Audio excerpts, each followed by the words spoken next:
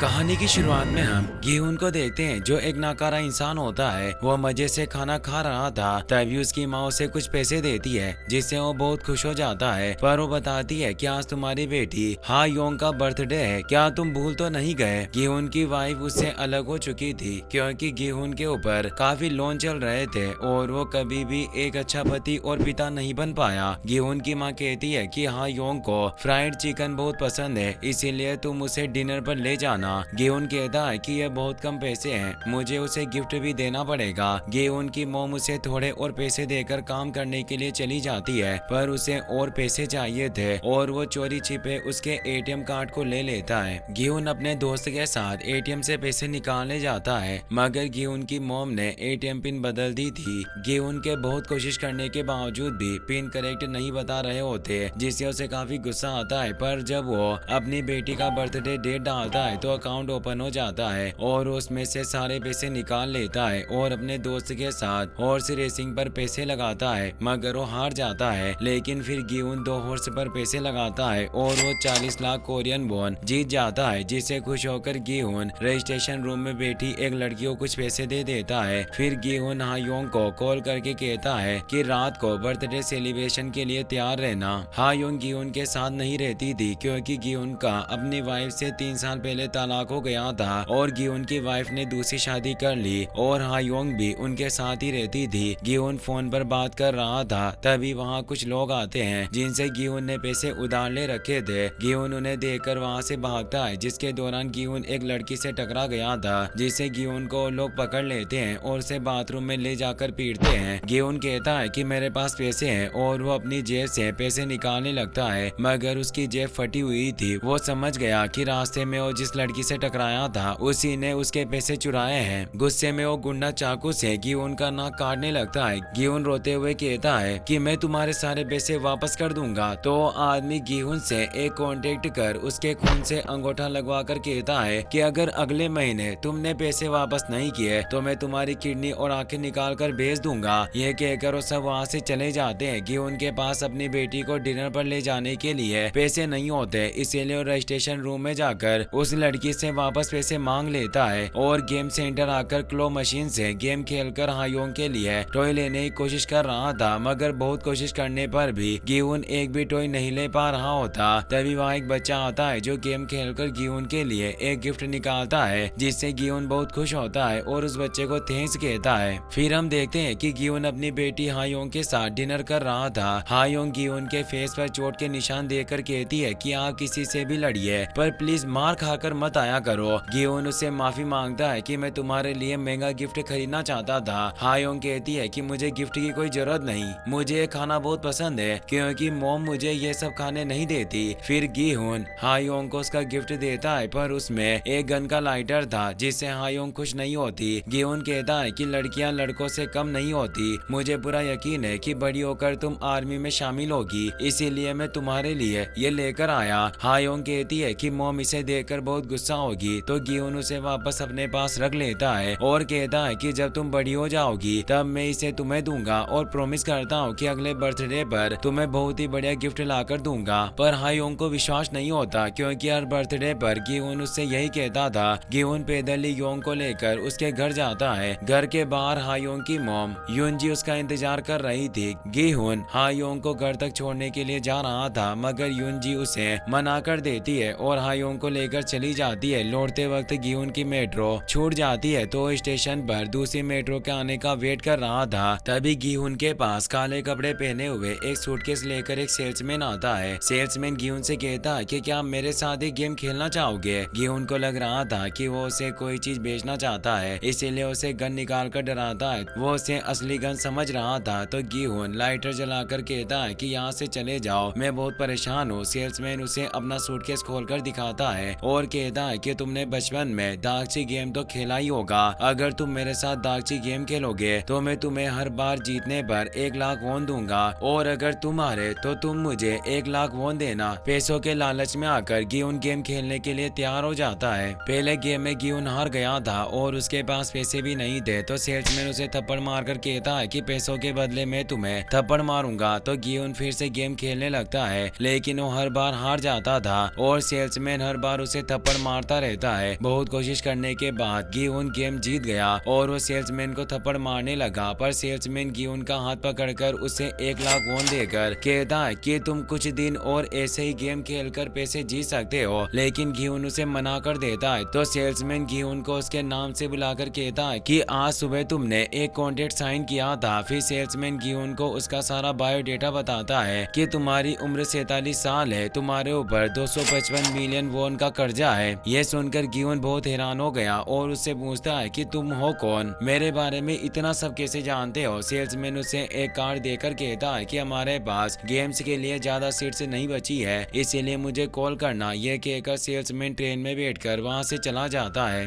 गिहुन को लगता है कि सेल्समैन उसे नकली नोट देकर चला गया, पर जब वो नोट देखता है तो नोट असली थे। गिहुन बहुत खुश हो जाता है। वो घर के पास वाली शॉप से फिश ले रहा था और वहाँ गिहुन अपने पैसे दिखाकर कहता है कि आज मैं बहुत खुश हूँ, मैंने आज बहुत सारे पैसे कमाए हैं। पर उस ओल्ड लेडी को लग रहा था कि वो फिर से जुआ खेलने लगा है, क्योंकि शॉप ओनर गिहुन को जानती थी। गिहुन उनसे उनके बेटे सांगवू के बारे में पूछता है। ओल्ड लेडी कहती है कि वो बिजनेस ट्रिप के लिए बाहर गया है। फिर गिहुन फिश लेकर वहाँ से घर जाता है। रास्ते में उसे एक कैट दिखती है जो कचरे में खाना ढूंढ रही थी। गिहुन से देखा नहीं जाता और उसे अपनी फिश का एक टुकड़ा देता है। घर जाकर गिहुन अपनी मोम को घर खर्चों के लिए पैसे देता है, पर वो उसका सूजा हुआ मुंह और चोट के निशान देकर पूछती है कि क्या तुम फिर से जुआ खेलने लगे हो। पर वो इनकार कर देता है कि मैंने पैसे ना तो जुए से जीते हैं और ना ही मैंने चोरी की है, मैं अपने हाथों और चेहरे का इस्तेमाल करके पैसे कमा कर लाया हूँ। गिहुन की मोम उसे बताती है कि हायोंग अगले साल हमेशा के लिए अमेरिका जाने वाली है, क्योंकि उसके मोम के नए हस्बैंड को अमेरिका में जॉब मिली है, जिससे वो हमेशा के लिए वहीं शिफ्ट हो रहे हैं। तुम्हें हायोंग को वापस लेकर आना चाहिए था। गिहुन कहता है कि डिवोर्स के वक्त तय हुआ था कि हायोंग अपनी मोम के साथ रहेगी। वो बताती है कि मैंने लॉयर से बात की है, उसने मुझे बताया कि अगर तुम ये साबित कर दो कि तुम्हारे पास पैसे हैं और तुम अपनी बेटी को संभाल सकते हो तो हायोंग की कस्टडी तुम्हें मिल जाएगी। रात को गिहुन फोन में हायोंग के साथ अपनी फोटो देख रहा था। वो भी चाहता है कि हायोंग उसके साथ रहे और वो हायोंग की कस्टडी लेने के लिए गिहुन सेल्समैन के दिए हुए कार्ड के नंबर पर कॉल करता है। एक आदमी उसे पूछता है कि क्या तुम गेम में पार्टिसिपेट लेना चाहते हो, तो गिहुन हाँ कर देता है और वो उसे एक कोड बताता है। अंधेरी रात में वो सड़क पर इंतजार करने लगा। वहाँ एक कार आती है। कार के ड्राइवर ने रेड ड्रेस पहनी हुई थी और मास्क लगाया हुआ था। वो गिहुन से कोड पूछता है। गिहुन बताता है कि red light, green light. Driver car का गेट खोल देता है और गिहुन कार में बैठ जाता है। कार में और भी लोग बेहोश थे,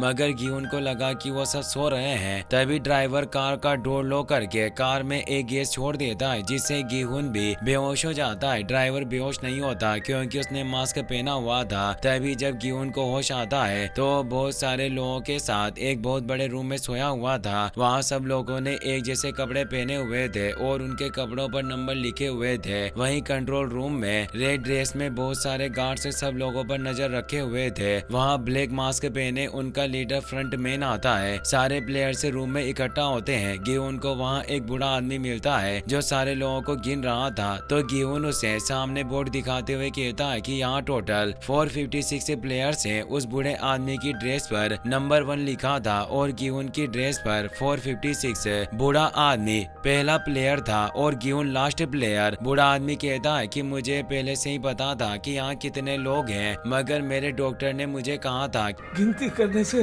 याददाश्त मजबूत होती है, इसीलिए मैं लोगों को गिन रहा हूँ, क्योंकि मुझे ब्रेन ट्यूमर है और मेरे पास ज्यादा वक्त नहीं बचा। मैं यहाँ गेम खेलने आ गया ताकि बची हुई जिंदगी मजे से गुजार सकूं। डेक्सू नाम का प्लेयर ब्योक नाम की लड़की को पीट रहा था। वो वही लड़की थी जिसने गिहुन के पैसे चुराए थे। डेक्सू और ब्योक पहले साथ में काम करते थे, मगर ब्योक डेक्सू को धोखा देकर भाग गई थी, इसीलिए वो उसे मार रहा था। तभी गिहुन वहाँ आता है और डेक्सू को धक्का मारकर ब्योक से अपने पैसे मांगता है। डेक्सू गिहुन को लात मारकर दूर गिरा देता है। तभी वहाँ रेड ड्रेस में गार्ड्स आते हैं। सारे गार्ड्स ने ब्लैक मास्क पहने हुए थे और उनके मास्क पर सर्कल का मार्क था, पर एक गार्ड के मास्क पर स्क्वायर का मार्क था जो उनका सीनियर था। दरअसल स्क्विड गेम में मास्क मैन की 3 स्टेज होती है। स्क्वायर शेप वाले मास्क मैनेजर होते हैं और उनके नीचे मास्क सोल्जर होते हैं जिन पर ट्राइंगल शेप होता है, और सबसे लो वाले मास्क वर्कर होते हैं जिन पर सर्किल मार्क होता है। मास्क मैनेजर सारे प्लेयर को बताता है कि यहाँ सभी प्लेयर 6 दिन तक 6 गेम्स खेलेंगे जाएंगे और जो सारे गेम जीतेगा उसे बहुत सारे पैसे मिलेंगे। तो एक प्लेयर कहता है कि तुमने हमें बेहोश करके हमारा सारा सामान ले लिया और हमें यहाँ लेकर आ गए हो, हम तुम्हारे ऊपर भरोसा कैसे करें। सीनियर कहता है कि तुम्हारी पहचान छुपाने के लिए हमने तुम्हारे सामान लिए, पर गेम से पूरे होने के बाद तुम सबको तुम्हारे सामान वापस दे दिए जाएंगे। हम सब भी मास्क पहनकर रखते हैं ताकि हमारी पहचान भी छुपी रहे और गेम्स में किसी भी तरह की चीटिंग ना हो। प्लेयर सांगू कहता है कि मुझे तुम लोगों पर भरोसा नहीं, तुमने हमें पैसों का लालच देकर यहाँ लाकर बंद कर दिया और अपनी पहचान छुपाने के लिए हमसे बहाने बना रहे हो। सीनियर एक वीडियो दिखाते हुए सांगू की सारी पर्सनल इंफॉर्मेशन बताता है कि तुमने अपने क्लाइंट के अकाउंट से पैसे निकालकर स्टॉक मार्केट में इन्वेस्ट कर दिया था, लेकिन तुम लॉस में चले गए, जिससे तुम पर 6.5 लाख मिलियन वॉन के कर्जे में डूबे हो। फिर मास्क मैनेजर बहुत सारे प्लेयर के लोन्स के बारे में बताकर कहता है कि वो सब लोग यहाँ हैं जिसने अपने लोन्स नहीं चुकाए। जब हम पहली बार मिले थे तो तुम में से किसी ने भी हमारे ऊपर भरोसा नहीं किया, मगर हमने गेम खेली थी और गेम जीतने पर तुम्हें पैसे मिले थे, उसके बाद ही तुम सब अपनी मर्जी से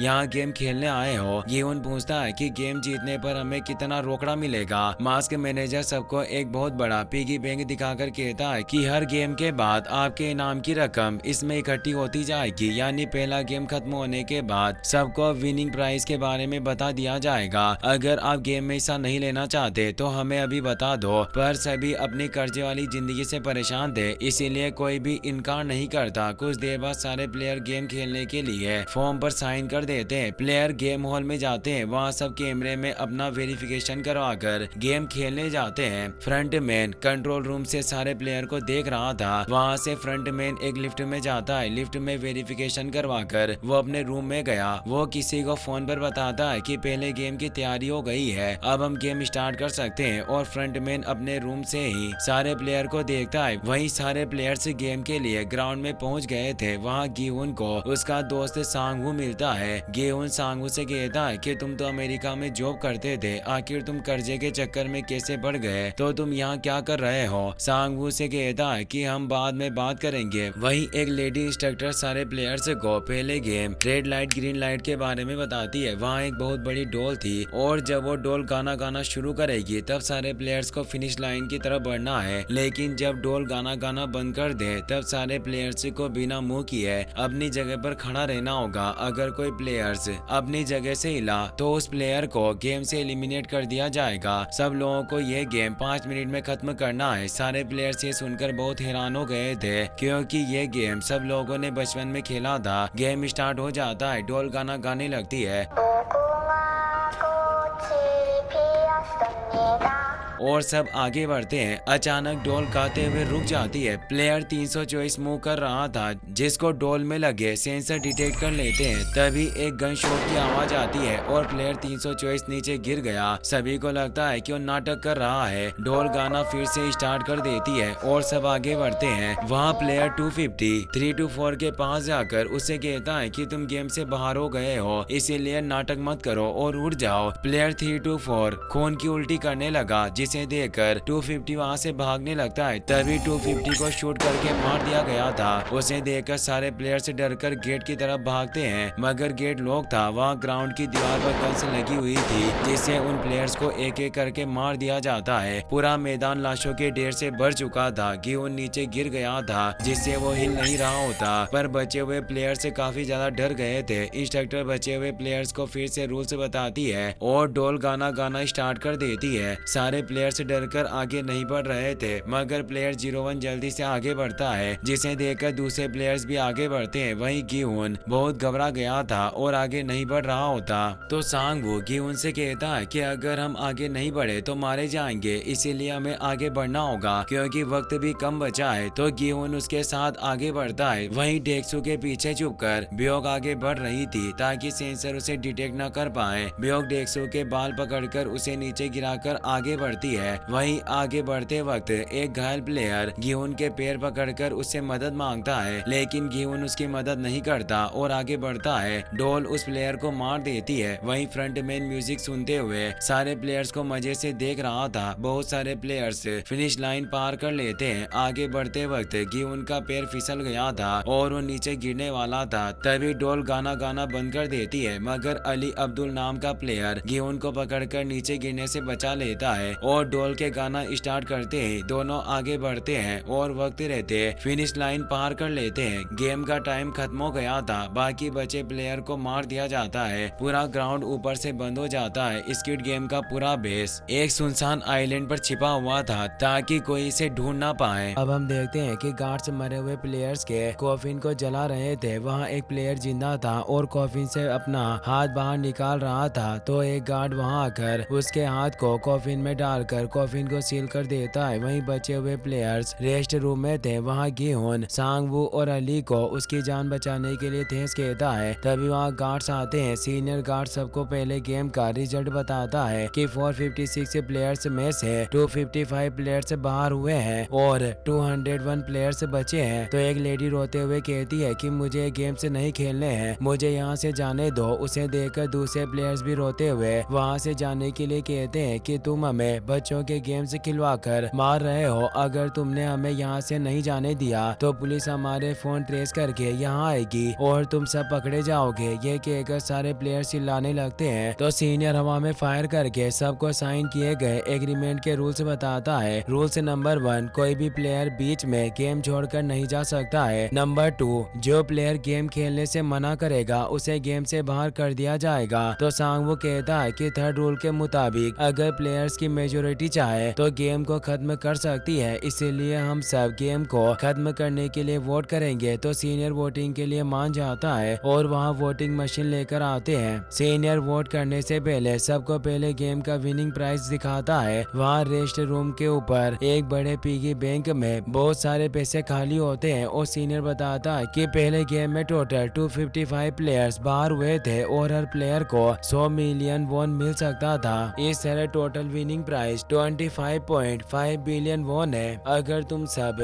आगे नहीं खेलोगे तो ये पैसे हारे हुए प्लेयर्स में 100 मिलियन वॉन बांट दिए जाएंगे और तुम सबको कुछ नहीं मिलेगा। तो एक लेडी पूछती है कि अगर हम सारे गेम से जीत गए तो हमें कितने पैसे मिलेंगे। तो सीनियर बताता है कि सारे गेम से जीतने पर प्राइस 45.6 बिलियन वॉन होगा। फिर सीनियर सबको वोटिंग मशीन दिखाकर बताता है कि वो ग्रीन बटन से गेम को कंटिन्यू रखा जाएगा और एक से रेड बटन से गेम खत्म कर दिया जाएगा और वोटिंग पीछे से शुरू होगी। तो सबसे पहला वोट देने के लिए गिहुन आता है और वो गेम खत्म करने के लिए वोट देता है। फिर दूसरे प्लेयर्स वोट देते हैं। वही सांगवू गेम को कंटिन्यू रखने के लिए वोट देता है, जिससे गिहुन काफी हैरान होता है। फिर सारे प्लेयर्स वोट देते हैं। आखिर में ग्रीन और रेड दोनों की वोटिंग बराबर हो गई थी, जिससे प्लेयर्स लड़ने लगते हैं। तो गार्ड वहां आकर उन्हें शांत करवाता है। वहीं लास्ट वोट प्लेयर 01 का बचा था। 01 रेड बटन पर वोट करता है, जिससे गेम टर्मिनेट कर दिया जाता है। तभी कुछ प्लेयर्स कहते हैं कि हम यहाँ रुककर बाकी गेम से खेलना चाहते हैं। तो सीनियर कहता है कि अभी तुम्हें यहाँ से जाना होगा और अगर मेजोरिटी प्लेयर्स गेम वापस खेलना चाहेंगे तो गेम को वहीं से शुरू किया जाएगा। फिर सारे प्लेयर्स को वहाँ से भेज दिया जाता है। वहीं एक गाड़ी गिहुन और बियो को रास्ते में उतार कर वहाँ से चली जाती है। दोनों के हाथ पैर और आंखें बंधी हुई थी और उनके कपड़े भी उतारे हुए थे। बियो गिहुन की आंखों से पट्टी खोलती है और गिहुन अपने मुंह से बियो के हाथ खोल देता है। बियो को अपने कपड़े पहनकर वहाँ से जाने लगती है। तो गिहुन बियो को उसके हाथ खोलने के लिए कहता है। बियो गिहुन के हाथ खोल देती है। तो गिहुन उससे पैसे मांगता है जो बियोग ने चुराए थे, मगर बियोग वहाँ से चली जाती है और गिहुन उसके पीछे नहीं जा पाता क्योंकि उसके पैर अभी भी बंधे हुए थे। वहीं अली सांगवू के साथ था। अली सांगवू से जय के बारे में पूछता है तो सांगवू बताता है कि हम योइदो सिटी में हैं। अली सांगवू से फोन मांगता है, मगर सांगवू के फोन में बैटरी खत्म हो गई थी, इसलिए सांगवू अली के साथ शॉप पर जाकर फोन चार्ज करके अली को देता है। अली बात करके वहाँ से जाने लगता है। तो सांगवू से पूछता है कि क्या घर जाने के लिए तुम्हारे पास किराए के पैसे हैं। तो अली कहता है कि मेरे पास पैसे नहीं है और मैं चलकर अपने घर जाऊंगा। तो सांगवू अली को किराए के पैसे देता है, जिससे अली बहुत खुश होता है और सांगवू को तेज कहकर वहां से चला जाता है। वहीं गीहुन पुलिस को बताता है कि कुछ लोगों ने हमें बच्चों वाली गेम खिलाई और जो गेम में हार गया उसे मार दिया गया। गीहुन पुलिस को सारी बातें बताता है मगर ऑफिसर उसकी बातों पर विश्वास नहीं करते और उसे पागल समझते हैं। तो गीहुन उन्हें वो कार्ड देते हैं जो उसे सेल्समैन ने दिया था। जब ऑफिसर कार्ड्स के नंबर पर कॉल करता है तो कॉल पर एक लड़की बोलती है। ऑफिसर उसे गेम खेलने के लिए कहता है मगर वो लड़की कहती है कि गेम खेलना हो तो कहीं और जाओ, मुझे क्यों कॉल कर रहे हो। ये कहते हुए वो लड़की ऑफिसर को गाली देने लगती है तो ऑफिसर कॉल कट कर देता है। फिर ऑफिसर गीहुन को पुलिस स्टेशन से बाहर निकाल देता है जिससे गीहुन गुस्सा होकर उस नंबर पर कॉल करता है मगर वो नंबर अब वैलिड नहीं थे। वहीं पुलिस स्टेशन में हांग जुनहो नाम का ऑफिसर दूसरे ऑफिसर से गीहुन के बारे में पूछता है तो ऑफिसर जुनहो को बताता है कि वो बस पागल जैसी बातें कर रहा था और एक कार्ड देकर चला गया। जुनहो को उस कार्ड को देखकर वहां से चला जाता है। वहीं गीहुन अपने घर जाता है मगर वहां उसकी मोम नहीं थी तो गीहुन पड़ोस में पूछने जाता है जहां उसे सांगवू मिलता है जो उसकी मोम को छिपकर देख रहा था। दोनों वहां दूर जाते हैं। वहां गीहुन कहता है कि तुम लोन की फिक्र मत करो, तुम पढ़ाई में बहुत अच्छे हो, तुम्हें अच्छी जॉब मिल जाएगी। तो सांगवू कहता है कि किसी जॉब से मैं 6 बिलियन वॉन का लोन नहीं चुका पाऊंगा। तो सांगवून कहता है कि गेम वाले लोगों ने बताया था कि तुम्हारा लोन 600 मिलियन का था। तो सांगवू कहता है कि मैंने म्यूचुअल फंड्स में इन्वेस्ट किया और सारे पैसे डूब गए। मैंने मेरी और मेरी मॉम की सारी चीजें गिरवी रख दी थी, हमारा घर और मोम की शॉप भी। तभी गीहुन को कॉल आता है कि उसकी मोम हॉस्पिटल में है तो गीहुन उनके पास जाता है। वहाँ डॉक्टर गीहुन को बताता है कि तुम्हारी मोम को डायबिटीज है और इलाज न होने के कारण बीमारी और बढ़ गई है, सर्जरी में इनके पैर भी काटने पड़ सकते हैं। कुछ देर बाद गीहुन की मोम हॉस्पिटल से घर जाने लगती है। गीहुन उन्हें कहता है कि अगर इलाज नहीं करवाया तो परेशानी और बढ़ जाएगी। तो उसकी मोम कहती है कि अगर मैं आराम करने लगी तो घर का रेंट कौन देगा और हम इलाज के पैसे कहां से लेकर आएंगे और मेरा इंश्योरेंस भी तुमने कैंसिल करवा दिया था। ये कहकर उसकी मोम वहां से चली जाती है। ये सुनकर गीहुन बहुत उदास हो गया था। वहीं जुनहो अपने भाई के रूम पर चेकिंग के लिए जाता है क्योंकि उसका भाई काफी वक्त से गायब था। वहाँ रूम ओनर जुनहो को उसके भाई के रूम में लेकर जाती है जहाँ जुनहो को एक गिफ्ट बॉक्स में कार्ड मिलता है। उस कार्ड को देखकर जुनहो को याद आता है कि यह कार्ड उसने पुलिस स्टेशन में देखा था। तो जुनहो पुलिस स्टेशन जाकर गीहुन के बारे में पूछता है तो ऑफिसर जुनहो को गीहुन का एड्रेस बता देता है। वहीं ब्योक अपने छोटे भाई सोहेल के साथ थी। सोहेल एक अनाथ आश्रम में रहता था। ब्योक उससे बात करने की कोशिश करती है मगर सोहेल कोई जवाब नहीं देता तो ब्योक वहां से जाने लगती है। तभी सोहेल कहता है कि तुमने कहा था कि 1 महीने बाद हम सब मॉम डैड के साथ रहेंगे पर तुमने मुझसे झूठ कहा, मुझे यहाँ नहीं रहना है। यह कहकर सोहेल रोने लगता है तो ब्योक कहती है कि मैं तुमसे वादा करती हूँ कि अगले साल हम सब साथ में रहेंगे। वहाँ से ब्योक एक डीलर के पास जाती है। ब्योक ने उस डीलर को उससे पेरेंट्स को ढूंढने के लिए कहा था क्योंकि ब्योक के पेरेंट्स नॉर्थ कोरिया में फंसे हुए थे। मगर डीलर ब्योक से कहता है कि मैंने जिस एजेंट को तुम्हारे पेरेंट्स को ढूंढने के लिए पैसे दिए थे वो सारे पैसे लेकर चाइना भाग गया। फिर से तुम्हारे पेरेंट्स को ढूंढकर यहाँ लेकर आने में 40 मिलियन वॉन खर्च होंगे। तभी ब्योक उस डीलर के फेस पर गर्म पानी डालकर उसके गले पर चाकू रख कर कहती है कि मैंने बहुत मुश्किल से पैसे जमा करके तुम्हें दिए थे और तूने सारे पैसे बर्बाद कर दिए, लेकिन इस बार अगर तूने मुझे धोखा दिया तो मैं तुम्हें जान से मार दूंगी। ये कहकर ब्योक वहाँ से चली जाती है। डीलर जब अपनी जेब देखता है तो फटी हुई थी क्योंकि ब्योक उसकी जेब से पैसे चुरा कर ले गई। वहीं अली एक फैक्ट्री में आता है जहाँ वो काम करता था। वहाँ अली अपने बॉस से अपनी सैलरी लेने आता है जो उसके बॉस ने काफी समय से नहीं दी थी। उसका बॉस कहता है कि मेरे पास अभी पैसे नहीं है, जबकि उसकी टेबल पर पैसे रखे थे। बॉस पैसों को लेकर वहाँ से जाने लगता है। अली उसे रोकने की कोशिश करता है तो बॉस उसे धक्का मार देता है। तो अली उससे पैसे छीनने की कोशिश करता है जिससे बॉस का हाथ एक मशीन में आकर बुरी तरह से घायल हो जाता है और उसके हाथ से पैसे गिर जाते हैं। तो अली पैसे लेकर वहाँ से भाग जाता है। अली पैसे लेकर अपने घर जाता है। वहाँ अली की वाइफ उससे पैसों के बारे में पूछती है मगर अली उसे कुछ नहीं बताता और कहता है कि इन पैसों से फ्लाइट करके हमारे बच्चों को लेकर घर चली जाओ। अली की वाइफ उसे साथ चलने के लिए कहती है मगर अली उसे मना कर देता है। वहीं सांगवू की मॉम सांगवू से फोन पर बात कर रही थी, तभी वहाँ पुलिस ऑफिसर आते हैं और सांगवू की मॉम से सांगवू के बारे में पूछते हैं। तो सांगवू की मॉम बताती है कि सांगवू बिजनेस ट्रिप के लिए बाहर गया है। तो पुलिस ऑफिसर कहते हैं कि हम सांगवू को अरेस्ट करने आए हैं क्योंकि उसके खिलाफ हमें काफी कंप्लेंट आई है कि वो लोगों को पागल बनाकर पैसे लूटता है और नकली डॉक्यूमेंट बनाता है। यह कहकर पुलिस वहाँ से चली जाती है। सांगवू की मॉम को इन बातों पर विश्वास नहीं होता। वहीं सांगवू एक बार टब में लेटकर शराब पी रहा था, तभी कोई उसके घर की डोरबेल बजाता है। जब सांगवू गेट खोलने के लिए जाता है तो गेट के नीचे से कोई उसे वही कार्ड देकर चला जाता है जिससे वो पहले गेम्स खेलने गया था। वहीं गीहुन अपने दोस्तों से उसकी मॉम के इलाज के लिए पैसे मांगने जाता है, मगर उसके दोस्त के पास पैसे नहीं थे और वो मना कर देता है, जिससे उदास होकर गीहुन एक शॉप पर बैठकर ड्रिंक करने लगता है। वहाँ प्लेयर 01 बुढ़ा आदमी आता है। 01 गीहुन को बताता है कि वो यहाँ उसके दोस्त के घर पर रहता है। फिर दोनों साथ मिलकर ड्रिंक करने लगते हैं। 01 कहता है कि मैं गेम्स खेलने के लिए वापस जा रहा हूँ क्योंकि लोन्स की वजह से हमारी जिंदगी पूरी तरह से बर्बाद हो चुकी है। यह सुनकर गीहुन सोच में पड़ जाता है। वहीं डेक्सू अपने साथी से पैसे लेकर उसके साथ कार में जा रहा था। डेक्सू से कार्ड दिखाकर कहता है कि मैं फिर से गेम खेलने के लिए जा रहा हूँ, मुझे लेने के लिए एक आदमी गाड़ी लेकर आएगा, तब तुम हमारे लोगों को लेकर वहाँ आना और हम ड्राइवर्स को मारकर उससे सारी जानकारी लेंगे, फिर वहाँ जाकर सारे पैसे लेकर आएंगे। तो उसका साथी कहता है कि हमारे सारे आदमी जानते हैं कि तुमने हमारे बिग बॉस को धोखा दिया है, इसीलिए कोई भी हमारा साथ नहीं देगा। फिर साथी कहता है कि फिलीपींस के कैसीनो में जो तुमने पैसे हारे उन्हें वापस लेने के लिए कैसीनो के लोग यहाँ आए हैं। तभी वहाँ ब्रिज के दोनों तरफ कार्स आती है, जिन्हें देखकर डेक्सू समझ गया था कि उसके साथी ने उसे धोखा दिया है, इसीलिए डेक्सू से चाकू घोंप कर मार देता है। फिर डेक्सू ब्रिज से पानी में कूदकर वहाँ से भाग जाता है। वहीं गीहुन पैसे मांगने के लिए हायोंग की मॉम कांगजी के पास जाता है, मगर कांगजी उसे मना कर देती है। तभी वहाँ कांगजी का दूसरा हस्बैंड आता है, जिसे देखकर गीहुन वहाँ से चला जाता है। कांगजी उसके हस्बैंड को बताती है कि गीहुन यहाँ पैसे लेने आया था। तो कांगजी का हस्बैंड पैसे लेकर बाहर गीहुन को देने जाता है। कांगजी का हस्बैंड गीहुन से कहता है कि पैसे ले लो और कभी भी मेरी फैमिली के पास मत आना। इस बात से गीहुन बहुत गुस्सा होता है और उसे मुक्का मारकर नीचे गिरा देता है। वहाँ हायोंग ने ये सब देख लिया था, जिससे नाराज होकर वो जर चली गई थी। वहाँ से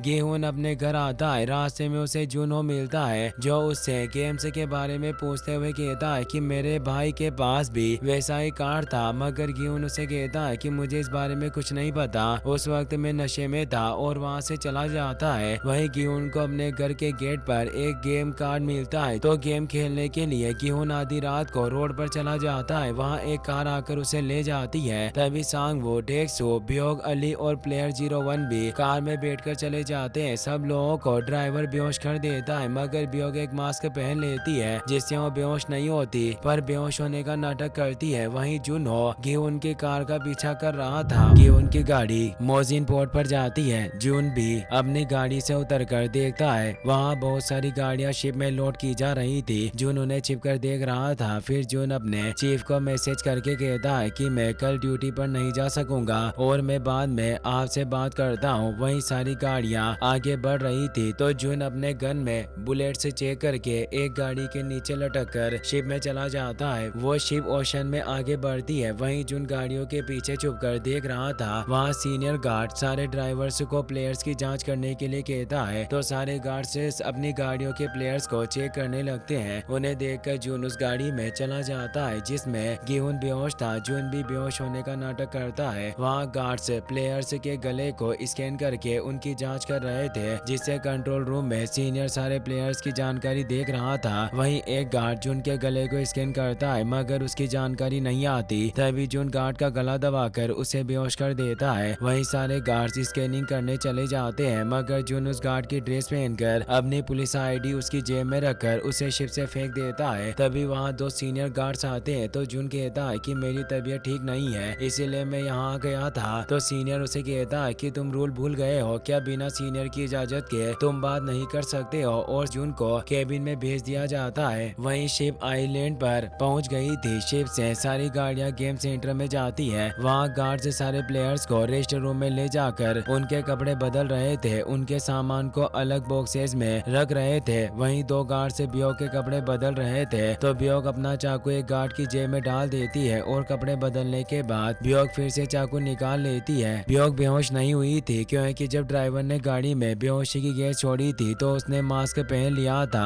कुछ देर बाद गेहून प्लेयर 01 को जगाता है। गेहून और 01 सारे प्लेयर्स के बारे में बात कर रहे थे कि सब पैसों के लिए वापस आ गए हैं। वहाँ गेहून को सांगवू और अली भी मिलते हैं तो गेहून कहता है कि हम एक टीम बनाकर साथ में गेम्स खेलेंगे। 01 भी गेहून की टीम ज्वाइन कर लेते हैं। वहीं डेक्सो बियोक को अपनी टीम में आने के लिए कहता है मगर बियोक उसे मना कर देती है। तभी वहाँ प्लेयर 212 आती है और डेक्सो से कहती है कि क्या मैं तुम्हारी टीम में आ सकती हूँ, तो डेक्सो उसे मना कर देता है और उसकी बेइज्जती करके वहाँ से चला जाता है। वहीं सीनियर गार्ड फ्रंट मैन को जाकर बताता है कि 201 प्लेयर्स में से 187 वापस आए हैं। तो फ्रंट मैन कहता है कि जो लोग नहीं आए हैं उन पर नजर रखना और मुझे बताते रहना। वहीं सारे प्लेयर्स लाइन में लगकर खाना ले रहे थे। वहीं खाना खाते वक्त सांगवू सबके नेक्स्ट गेम के बारे में सोचने के लिए कहता है तो 01 कहते हैं कि अगला गेम हमने बचपन में जरूर खेला होगा। तो गेहून कहता है कि बचपन में हमने बहुत सारे गेम्स खेले थे और गेहून बहुत सारे गेम्स के नाम बताकर कहता है कि इतने सारे गेम्स में हम कैसे पता लगाएंगे कि नेक्स्ट गेम कौन सा होने वाला है। तो अली कहता है कि मैंने इन गेम्स के बारे में कभी नहीं सुना है। तो सांगवू कहता है कि तुम फिक्र मत करो, गेम्स खेलने में हम तुम्हारी मदद करेंगे। वहीं लेडी इंस्ट्रक्टर सारे गार्ड्स को उनके रूम में जाने के लिए कहती है तो जून अपनी ड्रेस में लगी चाबीज में रूम नंबर देकर रूम में जाता है मगर जून से पहली बार में रूम का लॉक नहीं खुलता।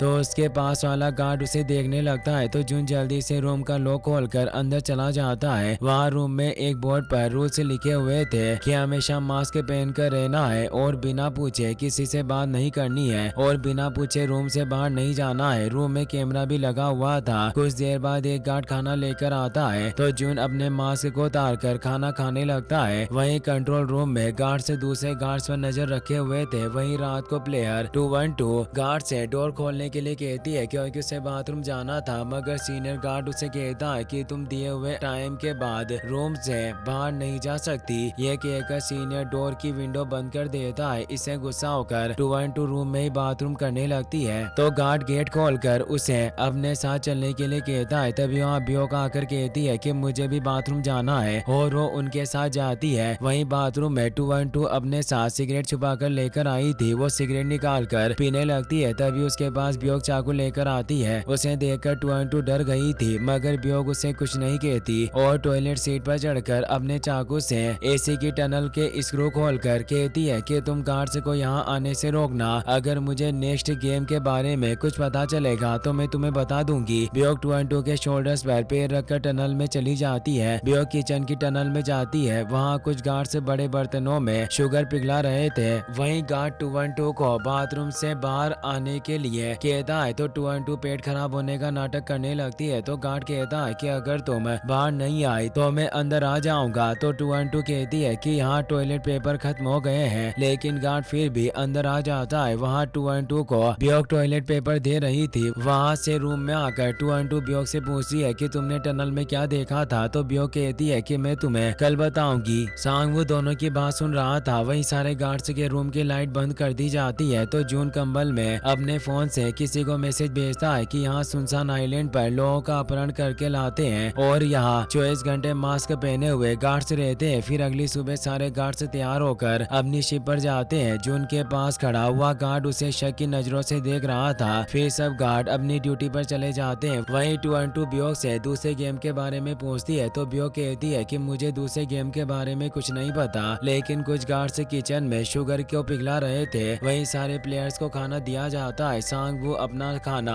अली को दे देता है और गिवन भी अपने हिस्से का मिल्क अली को दे देता है क्योंकि उसे मिल्क पसंद नहीं था। वहीं 111 नंबर प्लेयर को अपने खाने में एक चिट मिलता है जिसमें दूसरे गेम का नाम था। फिर सारे प्लेयर्स दूसरे गेम के लिए जाते हैं। रास्ते में सांगवू बियोक से कहता है कि मुझे पता है कि तुमने कुछ देखा था क्योंकि मैंने तुम्हें रात को बात करते हुए सुन लिया था। मुझे उस बारे में बताओ, हो सकता है कि मैं तुम्हें बता सकूं कि दूसरा गेम कौन सा होगा। तो बियोक कहती है कि कुछ गार्ड्स बड़े बर्तनों में शुगर पिघला रहे थे। फिर सारे प्लेयर्स ग्राउंड से पहुंच जाते हैं। वहाँ लेडी इंस्ट्रक्टर देती है कि यह गेम 4 टीम से खेलेगी। वहाँ 4 शेप्स थी, सर्कल, ट्रायंगल, स्टार और अम्ब्रेला। लेडी इंस्ट्रक्टर कहती है कि सब प्लेयर्स एक शेप के सामने जाकर खड़े हो जाओ। यह देखकर सांगवू समझ जाता है कि दूसरा गेम शुगर हनी कॉम्ब है जो वो बचपन में खेला करते थे। गिहुन कहता है कि हम सब एक शेप के सामने खड़े हो जाते हैं तो सांगवू कहता है कि इसमें बहुत बड़ा खतरा है, इसीलिए हम सब अलग शेप लेंगे। सांगवू को गेम के बारे में पता चल गया था, फिर भी उसने किसी को नहीं बताया। सांगवू ट्रायंगल शेप लेता है, अली सर्कल शेप लेता है, 01 स्टार शेप लेते हैं और गिहुन अम्ब्रेला शेप को लेता है। वहीं प्लेयर 111 पहले से ही गेम के बारे में पता था, इसीलिए वो ट्रायंगल शेप लेता है। वहीं ब्योक सांगवू के साथ ट्रायंगल शेप लेती है। सारे प्लेयर्स को एक बॉक्स मिलता है जिसमें उनके चुने गए शेप्स थे। फिर लेडी इंस्ट्रक्टर सारे प्लेयर्स को कहती है कि इस गेम का नाम शुगर हनी कॉम्ब है और सबको 10 मिनट में एक सुई से अपनी शेप को बिना तोड़े बाहर निकालना है। गिहुन ये सुनकर उदास हो जाता है क्योंकि उसकी शेप अम्ब्रेला थी। फिर गेम स्टार्ट हो जाता है और सारे प्लेयर्स शेप को निकालने लगते हैं। वहीं फ्रंट मेन कंट्रोल रूम से सारे प्लेयर्स को देख रहा था। वहीं सारे प्लेयर्स के चेस्ट पर कैमरे लगे थे ताकि कोई चीटिंग ना कर सके। वहाँ एक प्लेयर की शेप टूट जाती है तो गार्ड उसे शूट करके मार देता है। फिर दूसरे प्लेयर्स से भी उनकी शेप टूट जाती है तो गार्ड्स उन्हें भी शूट करके मार देते हैं। बहुत सारे प्लेयर्स एलिमिनेट हो जाते हैं। वहीं प्लेयर 111 अपनी शेप को निकाल कर गेम पास कर लेता है। वहीं ब्योक अली के साथ बहुत सारे प्लेयर्स पास हो जाते हैं। गेम पास करने वाले प्लेयर्स ग्राउंड से चले जाते हैं। रास्ते में एक गार्ड प्लेयर 111 को दूसरे प्लेयर्स से अलग भेज देता है। वहीं सीनियर गार्ड जुन को स्कैन करके कहता है कि नंबर 29 तुम्हारी ड्यूटी मरे हुए प्लेयर्स को हटाने की थी, तो तुम यहाँ क्या कर रहे हो? तो जुन कहता है कि मैं कंफ्यूज हो गया था। तो सीनियर कहता है कि इस बारे में हम बाद में बात करेंगे और तुम गेम खत्म होने तक यहीं रुकना। वहीं सांगवू भी गेम पास करने चला जाता है। उसे जाता देख गिहुन जल्दी से शेप निकालने लगता है और उसके पसीने की बूंद शेप पर गिरती है जिससे शेप गीला हो जाता है। तो गिहुन उसे सूरज की तरफ करके देखता है जिससे गिहुन को समझ में आता है कि कॉम्ब को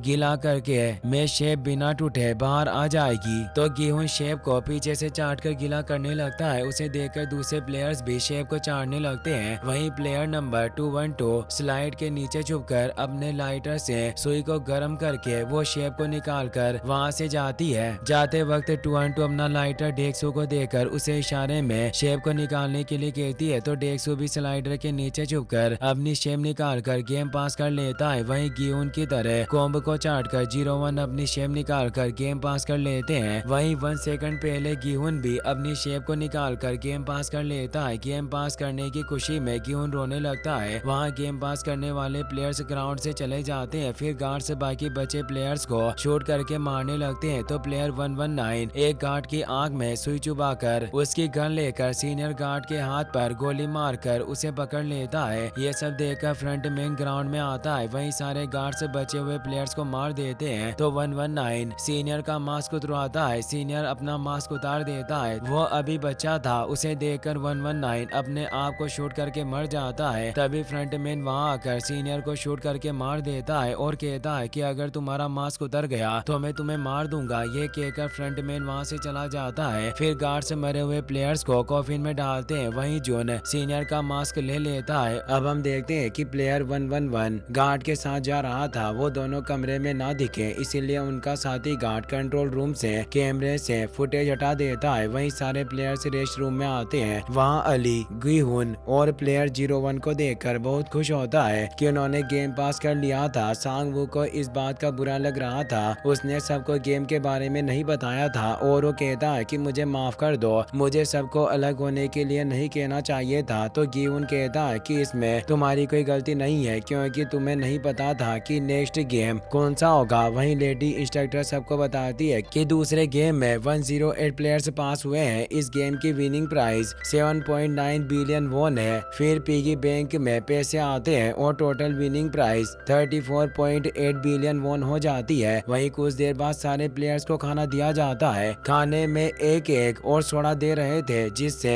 डेक्सू गुस्सा होता है। तो प्लेयर 212 से कहती है कि हम दोबारा लाइन में लगकर खाना लेंगे। डेक्सू ने प्लेयर 212 को अपनी टीम में रख लिया था क्योंकि उसने हनी शुगर कॉम्ब में डेक्सू की मदद की थी। फिर डेक्सू और उसके साथी लाइन के बीच में घुसकर दोबारा खाना ले लेते हैं जिससे 5 प्लेयर्स के लिए खाना नहीं बचता। बचे हुए प्लेयर्स खाने के लिए जबरदस्ती करने लगते हैं तो सीनियर गार्ड उसे गन दिखाकर शांत करवाता है। तभी एक प्लेयर गार्ड्स को बताती है कि डेक्सू और उसके साथियों ने 2 बार खाना लिया था। तो एक प्लेयर जाकर डेक्सू से सोडे की बोतल छीनने लगता है जिससे बोतल टूट जाती है और डेक्सू उस प्लेयर्स को मारने लगता है जिससे वो प्लेयर बेहोश हो गया था। सांगवू और गिहुन जाकर उस प्लेयर की सांसें चेक करते हैं, वो प्लेयर मर चुका था। इससे गुस्सा होकर गिहुन गार्ड्स के पास जाकर उन्हें डेक्सू को पकड़ने के लिए कहता है, मगर गार्ड्स उसकी बात का कोई जवाब नहीं देते। अब 107 प्लेयर्स बचे थे और पिगी बैंक में पैसे आते हैं। फिर 2 गार्ड्स एक कॉफिन लेकर आते हैं और उस प्लेयर को वहां से ले जाते हैं। वहीं गार्ड्स मरे हुए प्लेयर्स को कॉफिन के साथ जला रहे थे। वहाँ जून सीनियर गार्ड का मास्क पहन लेता है जो उसने पिछले गेम में उठाया था। वहीं प्लेयर 111 2 गार्ड्स के साथ रूम में एक मरे हुए प्लेयर की आंख और बाकी ऑर्गन्स निकाल रहा था। वो प्लेयर डॉक्टर था। तभी गार्ड नंबर 28 आता है। दूसरा गार्ड उससे गार्ड नंबर 29 के बारे में पूछता है तो गार्ड नंबर 28 कहता है कि वो आज मुझे नहीं मिला। तो दूसरा गार्ड कहता है कि आज डिलीवरी के लिए तुम्हें अकेले जाना होगा। तभी डॉक्टर गार्ड से नेक्स्ट गेम के बारे में पूछता है तो गार्ड उसे एक देता है जिससे डॉक्टर गुस्सा होकर कहता है कि तुम मुझे इतना कम खाना क्यों दे रहे हो? अगर मैं मर गया तो मरे हुए प्लेयर्स के ऑर्गन्स कौन निकालेगा? तो गार्ड कहता है कि आज सारे प्लेयर्स को कम खाना दिया गया है ताकि वो आपस में लड़कर मर जाए जिससे अगले गेम से पहले वीक प्लेयर्स मर जाए। तुम्हें एक स्ट्रॉन्ग टीम में रहना होगा ताकि तुम आज रात जिंदा रह सको क्योंकि हम वहाँ आकर तुम्हें नहीं बचा सकेंगे। फिर डॉक्टर बाथरूम में जाकर एक से चिट निकालकर दूसरे गेम का नाम देखकर रेस्ट रूम में जाता है। वहीं सांगबो अपनी टीम से कहता है कि हम आज रात को नहीं सोएंगे क्योंकि डेक्सू और उसकी टीम रात को कुछ भी कर सकती है। तो गिहुन प्लेयर 01 को भी सोने से मना कर देता है। वहाँ ब्योग अकेली बैठी हुई थी तो गिहुन ब्योग से कहता है कि लाइट्स ऑफ होने के बाद अगर तुम्हें कोई प्रॉब्लम हो तो हमारी टीम के पास आ जाना। तो ब्योग कहती है कि मुझे यहाँ किसी पर भरोसा नहीं है। तो गिहुन कहता है कि दूसरे लोगों पर कोई भी भरोसा नहीं करना चाहता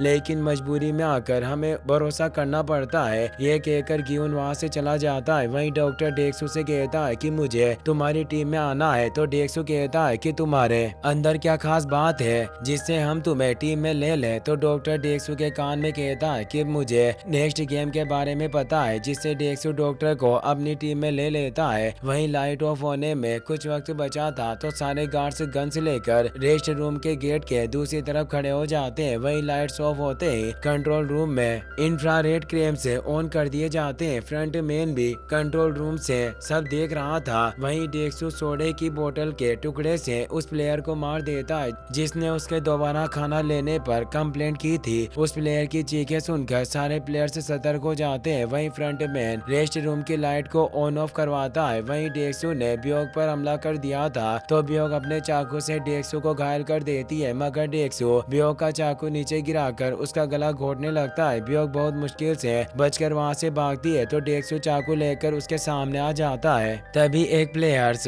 डेक्सू पर हमला करके उसे नीचे गिरा देता है तो डेक्सू चाकू घोंपकर उसे मार देता है। इतने में ब्योग वहां से भाग जाती है। वहीं एक प्लेयर गिहुन को मारने की कोशिश कर रहा था तभी अली और सांगवो वहां आकर उस प्लेयर को मारकर भगा देते हैं। फिर दूसरे प्लेयर्स को मारते हुए गिहुन और उसके साथी प्लेयर्स 01 को ढूंढने जाते हैं मगर 01 उनके बेड पर नहीं थे। सारे प्लेयर्स लड़कर एक दूसरे को मार रहे थे। एक प्लेयर गेट खोलने के लिए कहती है तभी वहाँ दूसरा प्लेयर आकर उसे मार देता है। वहीं फ्रंट मैन ये सब देख रहा था। वहीं ब्योग अपनी जान बचाने के लिए गिहुन के पास आ जाती है। तभी डेक्सू अपने साथियों के साथ ब्योग पर हमला कर देता है तो गिहुन और उसके साथी मिलकर उन्हें रोकते हैं। तभी प्लेयर 01 बेड्स के ऊपर से रोते हुए कहते हैं कि यह सब बंद कर दो, मुझे डर लग रहा है। यह देखकर फ्रंट मैन लाइट्स ऑन करवा के गार्ड्स को रेस्ट रूम में भेज देता है। फिर गार्ड्स हवा में फायर करके सारे प्लेयर्स को रोकते हैं। एक गार्ड डेक्सू की जेब से चाकू निकाल लेता है। वहीं दूसरे गार्ड से मरे हुए प्लेयर्स को स्कैन करते हैं जिससे वो प्लेयर्स गेम से बाहर हो जाते हैं। वहीं जून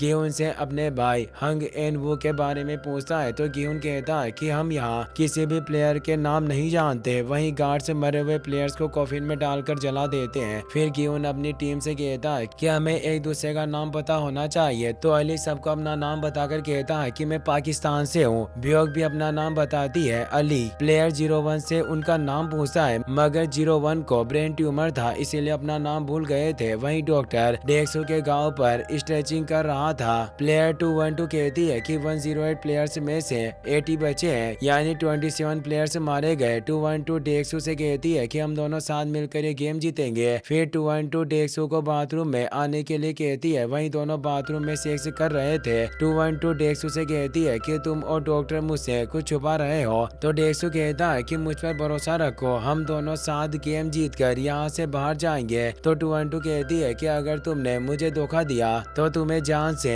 मार दूंगी। वहीं जून अपनी ड्यूटी खत्म करके रूम में सो रहा था। लाइट से बंद होने के बाद जून अपने फोन से किसी को मैसेज करती है कि यहाँ शेप्स वाले मास्क के हिसाब से गार्ड्स की रैंक है, उनका लीडर सबसे अलग मास्क पहन कर रखता है। यहाँ दंगे करवाकर मासूम लोगों को मरवाने के लिए उकसाया जाता है। यहाँ मेरा भाई भी है। तभी पास के रूम से जून को किसी के खांसने की आवाजें आती है, जो उसे पहले भी आई थी। उस आवाज से जून को लगता है कि कोई मोर्स कोड के जरिए एक दूसरे को मैसेज भेज रहे हैं। जब जून अपने फोन से मोर्स कोड को डिकोड करता है तो उसका मतलब गार्ड्स नंबर 29 था। अगली सुबह वहीं जून और बाकी गार्ड्स अपनी शिफ्ट पर जाते हैं। जून के पास खड़ा गार्ड नंबर 28 उसे खासकर कुछ कहना चाहता था। वहीं प्लेयर 01 पूरी रात से नहीं सोए थे। तो गियन उनसे कहता है कि आप रात में क्यों नहीं सोए, ऐसे तो आप बीमार हो जाओगे। तो 01 कहते हैं कि मुझे लग रहा था कि वापस से हमला हो जाएगा, इसीलिए मैंने रात को ध्यान रखा। फिर सारे प्लेयर्स गार्ड के साथ थर्ड गेम के लिए गेम हॉल में जाते हैं। लेडी इंस्ट्रक्टर सारे प्लेयर्स को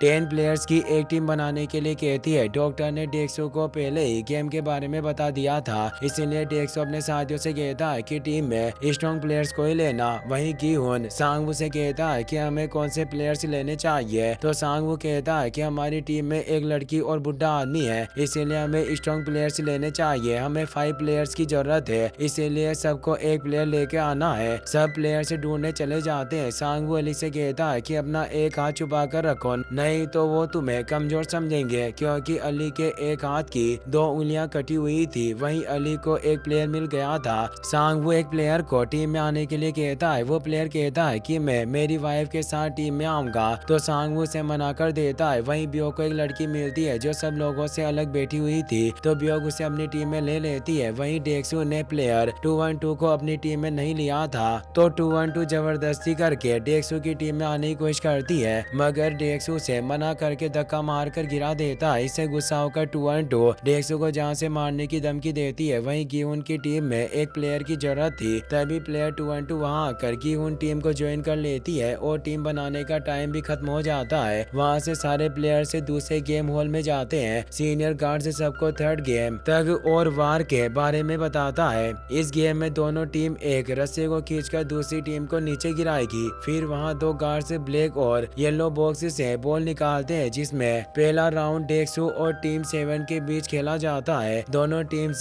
गेम के लिए टावर पर चली जाती है। वहाँ सारे प्लेयर्स के हाथ चेन से बांध दिए जाते हैं और वो चेन रस्सी से बंधी हुई थी। गेम टावर बहुत ऊंचाई पर था और हारने वाली टीम सीधा टावर से नीचे गिरेगी। फिर गेम स्टार्ट हो जाता है। डेक्सू की टीम बहुत स्ट्रॉन्ग थी और दूसरी टीम वीक थी, इसीलिए उस टीम के सारे प्लेयर्स टावर से नीचे गिर जाते हैं और रस्सी पर लटक जाते हैं। तभी उस रस्सी को काट दिया जाता है और हारने वाली टीम के प्लेयर्स टावर से नीचे गिर के मर जाते हैं। फिर गार्ड्स वहां आकर उन्हें कॉफिन में डालकर ले जाते हैं। वहां एक प्लेयर जिंदा था, उसे 2 गार्ड्स कॉफिन डालकर उस कॉफिन पर खून से पल्स का मार्क कर देता है। जून ये सब देख रहा था। गार्ड्स सारे कॉफिन्स को वहां से ले जाते हैं। वहीं दूसरा राउंड गिहुन और टीम 5 के बीच में होता है। उस टीम में सारे मेल प्लेयर्स थे। उन्हें देखकर गिहुन और उसके साथी घबरा रहे थे। गिहुन की टीम लिफ्ट में बैठकर टावर पर जा रही थी, तो प्लेयर 01 कहते हैं कि हमें डरने की जरूरत नहीं है, थग और वार को हम अपनी स्ट्रेटेजी से जीत सकते हैं। भले ही हमारी टीम वीक हो, जब मैं जवान था मैं हमेशा इस गेम में जीता था।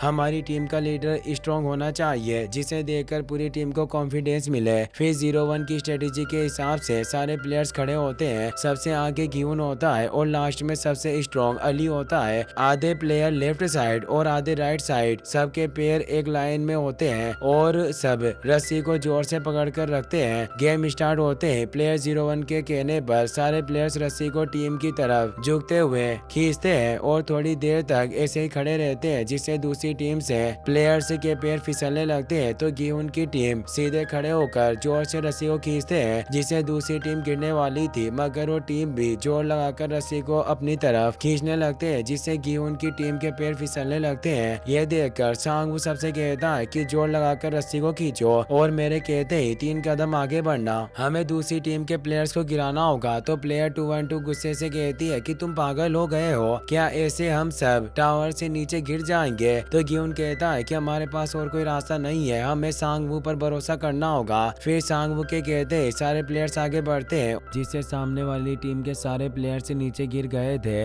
गियोन टावर से नीचे गिरने वाला था, तभी उसकी टीम ने जोर से अपनी तरफ रस्सी खींचना शुरू कर दिया, जिससे गियोन गिरने से बच गया। सामने वाली टीम भी रस्सी को खींचने की कोशिश करती है, मगर गियोन की टीम उन्हें टावर से नीचे गिरा देती है। दूसरी टीम के सारे प्लेयर्स टावर से नीचे गिर के रस्सी पर लटक गए थे, तो रस्सी को काट दिया और सारे प्लेयर्स नीचे गिरकर मर गए। वहीं गिहोन की टीम लिफ्ट में बैठकर टावर से नीचे जा रहे थे। वहां एक प्लेयर गॉड से प्रेयर करके माफी मांग रहा था, क्योंकि उनकी वजह से दूसरी टीम के प्लेयर्स मारे गए। तो प्लेयर 240 उस आदमी से कहती है कि अगर प्रेयर करने से गॉड हमें माफ करके सजा नहीं देंगे तो मैं भी प्रे करूंगी। फिर गिहोन की टीम लिफ्ट से निकलकर वहां से जाते हैं, तो रास्ते में प्लेयर 240 ब्योग से उसका नाम पूछती है, मगर ब्योग उसे अपना नाम नहीं बताती। वहीं दूसरी टीम नेक्स्ट राउंड खेलने के लिए जा रही थी। वहां से गिहोन की टीम रेस्ट रूम में आते हैं। उन्हें जिंदा देखकर डेक्सू और उसके साथी हैरान होते हैं, क्योंकि गिहोन की टीम वहां सबसे वीक थी। वहीं गार्ड्स नेक्स्ट राउंड की तैयारी कर रहे थे। गार्ड्स मरे हुए प्लेयर्स को कॉफिन में डालकर वहां से ले जा रहे थे और दूसरे गार्ड्स वहां ब्लड साफ कर रहे थे।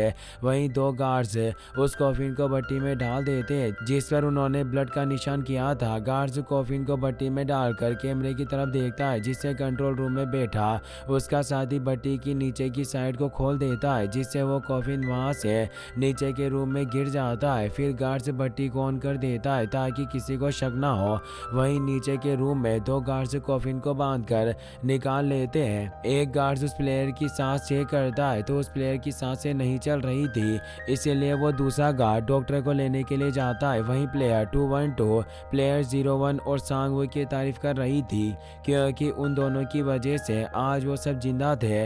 212 कहती है कि तुम्हारी टीम डेक्सू से बहुत अच्छी है। तो गिहुन उसे बहन कहते हुए पूछता है कि उन लोगों ने तुम्हें अपनी टीम से क्यों निकाला। तो 212 कहती है कि मेरा नाम मिनियो है और मुझे डेक्सू ने नहीं निकाला था, मैंने खुद टीम छोड़ दी थी। तो सांगवू कहता है कि मुझे पता है कि डेक्सू ने गेम से पहले तुम्हें टीम से निकालकर स्ट्रॉन्ग प्लेयर्स को अपनी टीम में लिया था, जैसे उसे पहले से ही गेम के बारे में पता हो। वहीं 30 मिनट में लाइट्स बंद होने वाली थी। तो सांगवू कहता है कि आज भी लड़ाई हो सकती है, इसीलिए हम सबको तैयार रहना होगा। तो एक प्लेयर कहता है कि हमारी टीम बहुत वीक है। तो दूसरा प्लेयर कहता है कि हम पहले ही दूसरी वीक टीम पर हमला कर देंगे। तो बियो कहती है कि कल रात की लड़ाई में मेरी सामने खड़े एक प्लेयर को उसी के भरोसेमंद साथी ने मार दिया, इसीलिए मुझे किसी पर भरोसा नहीं है। तो गियोन कहता है कि लाइट ऑफ होने से पहले हमें बेड्स से एक कवर बनाना होगा, जिससे हमें बचने के लिए वक्त मिल जाएगा। फिर सब वहां रखे बेड्स से कवर बनाने लगते हैं। तो डेक्सू वहां आकर गियोन से कहता है कि तुम्हें लगता है कि तुम कवर बनाकर बच सकते हो, लेकिन हम इसे तोड़कर तुम्हें मार देंगे। तो गियोन कहता है कि तुम्हें क्या लगता है कि तुम जिंदा बच जाओगे, तुम्हारे टीम के प्लेयर ही तुम्हें जान से मारेंगे, क्योंकि तुम्हारी टीम में तुम सबसे ज्यादा स्ट्रॉन्ग प्लेयर हो। ये सुनकर डेक्सू को अपने साथियों पर शक होने लगता है। तो डेक्सू जाकर अपने साथियों को आज रात लड़ाई करने से मना कर देता है।